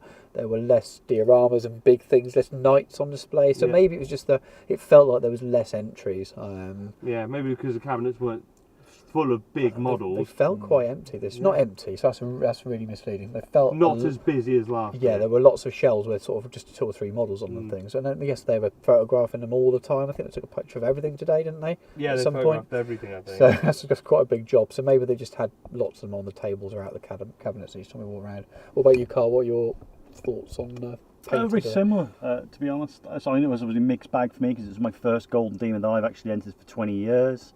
So that was a good experience. But I thought similar. There was a lot of really, really nice dioramas, a lot of really nice jewels and set pieces, a lot of nice miniatures, a lot of lovely bases actually. I think bases probably stood out for me more than anything else. But nothing that leapt out of me that I remember. So I mean, I think back to going around the cabinets and I saw a lot of nice miniatures, but nothing that I could remember. And I very much doubt there'll be any, to be honest, I will remember after a couple of days. Whereas with Nagash, although I wasn't here for that year, it very much was a standout piece. And you know, you've got Andy's Magnus. Andy's Magnus, exactly. Andy's Magnus, or Matt's Ultras. Matt's Ultras, or Rich Gray's Knights. You know, or his Durade. The models that have attached people. You can say a name and attach a model to it without having to sort of see it. There isn't that model there this year, is there? There was nothing that grabbed my eye from a distance and then drew me in to have a closer look. There were a number that I saw and I went, oh, I'd like to have a look at that a bit closer. Looked at it and went, yeah, that's really nice, or I really like this bit. Yeah. But then instantly forgot it. And that's not a criticism, it's just that I felt the standard overall was very high, but there just wasn't anything that leapt out as to me, was an instant winner. Yeah, that's probably a better way of putting it, because I don't think the standards dropped at all. I think if anything, it was even harder to get a finalist pin this year than last year again. But yeah, it was the ones that moved from that finalist pin level right up to that kind of really in contention wow level. It seemed to be a few less like you. I can't recall any now. I'm not sitting there going, oh, this is my favourite. I couldn't tell you actually. It was quite difficult to sort of remember them all. So looking forward to seeing pictures of them and almost look at them in a better light now. Unfortunately, unless you can pick them up and really have a close look, the professional pictures when they start appearing, or when the painters start posting them up on their own blogs, etc., because a lot of them keep it secret, then you start to get a better look at them and multiple angles and things. But you know, there's people that maybe didn't enter stuff this year that would have in other years, and we've had people like Sai that had an accident with his resin pouring and tried to burn his house down by the sounds of things. So there are people that maybe would have entered stuff that didn't. Andy was entered into the Golden Demon Winners sort of Masters special competition that's been in White Dwarf, and didn't enter into the main competition through that. I think Rich Gray's had some issues getting stuff done, and he entered. He's been doing other stuff. He's been doing his patron and other stuff. So, and his salute stuff. I think so. That's he entered a piece which, I think by his own description, he said he wasn't happy with. You know, so there were a couple of names like that you would expect to see up, maybe not involved this time, and that's again not to detract from the winners, you know, but there are names missing from that. But yeah, that's not much to say. Quite a short section. We had planned to have a good big discussion about it, but I particularly thought Lord of the Rings, as a category that I personally wouldn't even think to enter, had fantastic competition. Yeah. That was one of the most competitive categories. Yeah, I agree. The standard of painting in the Blood Bowl teams and the Necromunda gangs was really high throughout. I thought that was fantastic and worth the specialist game stuff. Was really good. Which makes sense actually with the way they're growing. The beautiful models as well. Yeah, absolutely. I think people aren't always sure what category to enter, and I think some of the typically more competitive ones weren't this year. Like vehicles normally really popular, and like you said, there weren't many at all. Not many entries. 40k single miniature was always popular, but that was such a huge range. But I'd never enter 40k single miniature. There was a lot of stuff in there, you know. The large stuff, like Carl said, you know, a lot of the large stuff was missing. You know, a lot of they weren't very well contested. You know, sometimes picking your category can be an important decision as well. You know, if you do 40k single miniature, you know you're going to go in against a lot of people. If you maybe just Sigmar unit, you know, maybe there's less competition in there. Some of the specialist game stuff on the standard was very high. They got one cabinet, whereas 40k single miniature had about 4, you know. Yeah. That was probably one thing that did stand out for me. It was funny when you mentioned about Age of Sigmar. Out of all the categories, the Age of Sigmar was the one that perhaps leapt out the most as the most imaginative. Yes. I probably saw more creativity, more interesting palettes, more interesting interpretations of the miniatures in the Sigmar than I did in 40k, which was... I just wonder if 40k has become a little bit tired in many places, hence the interest more in the specialist games, and also perhaps Sigmar, because it's a bit more fresh again. But Sigmar and specialist games both have a newer access to a range of newer models. A lot of the 40k stuff, we've got Primaris, we're getting new stuff. but it's a massive range, and the majority of that has been around for a long time. Yeah. So a lot of things have been done, whereas the new Sigmar models, the new special, is firing imaginations as well, which is probably helping towards that as well. You know, some really it's a different aesthetic completely, especially with Sigmar at the moment. It's some very. We start seeing the IDNF probably wasn't out in time for a lot of painters really, but some people have got. We're going to see a lot more of those, aren't we? Yeah. Have they because didn't the OS Open Day get cancelled because of the weather? Have they rescheduled? It got snowed off. So have they rescheduled that? Yeah, because there'll be a demon there that's going to spring up. So there might have been a lot of people who targeted that demon who brought their stuff along for this demon as well. So that might have had an impact. But I agree with you, George, about the Lord of the Rings stuff. There was definitely more in that category thinking about it, because I had something last year that was a higher standard, and maybe in volume as well, and that's probably had a knock on the amount of Forge World style models that they've released in the last sort of 18 months or so. There's a lot more higher quality new sculpts rather than the older metals and the more basic plastics, which weren't particularly brilliant. So yeah, that makes sense as well. So it's more painters models, but yeah, I'm out. I think really else to say about it, really. So I think there's one event you want to shout out. Yeah, so you may have heard this on a few other podcasts, because I think Chris sent it to a few. So Chris Carr, hi guys, I've been listening to you for a long time. I was now wondering if you could give a shout out, please. So it's called War of the Roses, running on the 1st of July in Holmfirth Gaming Centre, West Yorkshire. Isn't that where the who plays up there? Is it Max and they play at Element, but Holmforth is not far. It's the other side of the. They go over, I'm sure I've heard them talking about it. They do the both, I think, between Manchester and Element and Holmforth. I think they switch between the two. Cool, so you may go up there and be abused by them. So it's 3 2,500-point games, standard Age of Darkness. There's an event page on Facebook, and it's in both the 30k global event calendar and Horus Heresy groups, so you should be able to find those. It's got some fluff there. I'm not going to read it out. You'll be able to go and read it on the a group page. It looks like it's current red rulebook, FAQ, etc. No proxies, all standard stuff. So let me see if I can find the date for you. There's a wall of text here. Wall of text, and the date wasn't at the top.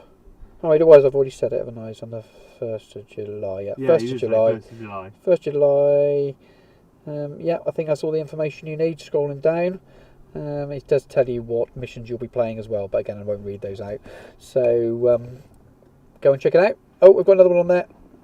So there's one, and then he just rattles on and on. No, I haven't added this one on there. No, it's too late. That's gone. Well, it will be by the time people listen to this, I think. So. It's Phil Ledbetter, who we met today. Hi, Phil. Conflict Norwich, 26th of May. It's the 1 day, 15-point Centurion. So by the time you hear this, you haven't got long to buy tickets and go. But shout it out, Conflict Norwich. But check out Conflict Norwich anyway, because they're running multiple events as well. So they've got another big weekend event coming up as well. So go if you miss the one on the 26th, go and check them out. I know they've got more events coming up. Yeah. I think we'll leave it with some Skeletor versus Beastman. Yeah.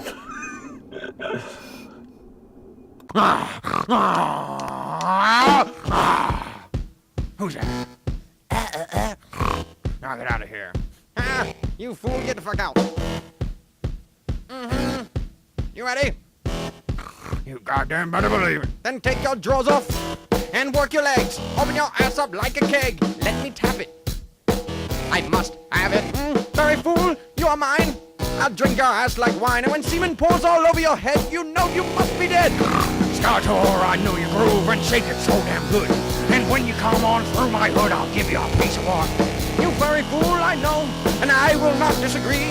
But there's one thing we don't like, and it starts with he. Man, oh no, I don't know which way to run or turn. Don't worry, Skeletor, your pants on fire. My cock will burn. My cock's on fire. For more dick. You know, Skeletor, yes, my head is so damn thick like yours. No brain inside, just a lot of fucking fur. And if I ripped it off, you'd find a boy and call him her, right? No, Skeletor, that's not what I'd do. I'd bend you over and shoot chocolate goo in your asshole. Let me lie. Let me tell the truth. Now, who are you? I don't know. Let's break it true. Yeah, shake your ass. Come on, Beastman. Take your furry fur off. Why can't it be the fur? Bitch, well then, whack me off. Grab your hairy bottoms. Hairy indeed. They're hairy as fuck. Rake some leaves. Whatever you need. Now we're drunk. We'll be in jail. But I'll rape you, master. It never fails. He's always got my ass on his mind, and it's showing back. And when he waxes me, he waxes all night long, and that is that. Now, Beastman, what do you know about taking off your clothes? You're just a slut from down below in Castle Grayskull. Come on. Skeletor, I saved my leg for you tonight. And if you see my cock, I hope you go and fight. Skeletor, you made me do some coke. I'm up all night and it's no joke. Furry fool, break dance. Take off your furry pants. Take off your high heels and put them in your ass. Now somebody is tiptoeing and someone just came in. And someone's pretty fat. Beastman's pretty thin. Oh, I've got AIDS. Beastman AIDS, and I'll spread it into every good boy and girl today. Watch me give you cum stains in your fucking drawers. Beastman, watch your mouth. We don't need that language anymore. Come on, Skeletor. Don't you want to see me working now? Beastman, show him how you're gonna get my ass and plow. Now stick your cock inside, like Ray John fucking said. That faggot fucking douchebag only knows how to give head. Two men in bed, his face is getting red. Listen to everything I fucking said.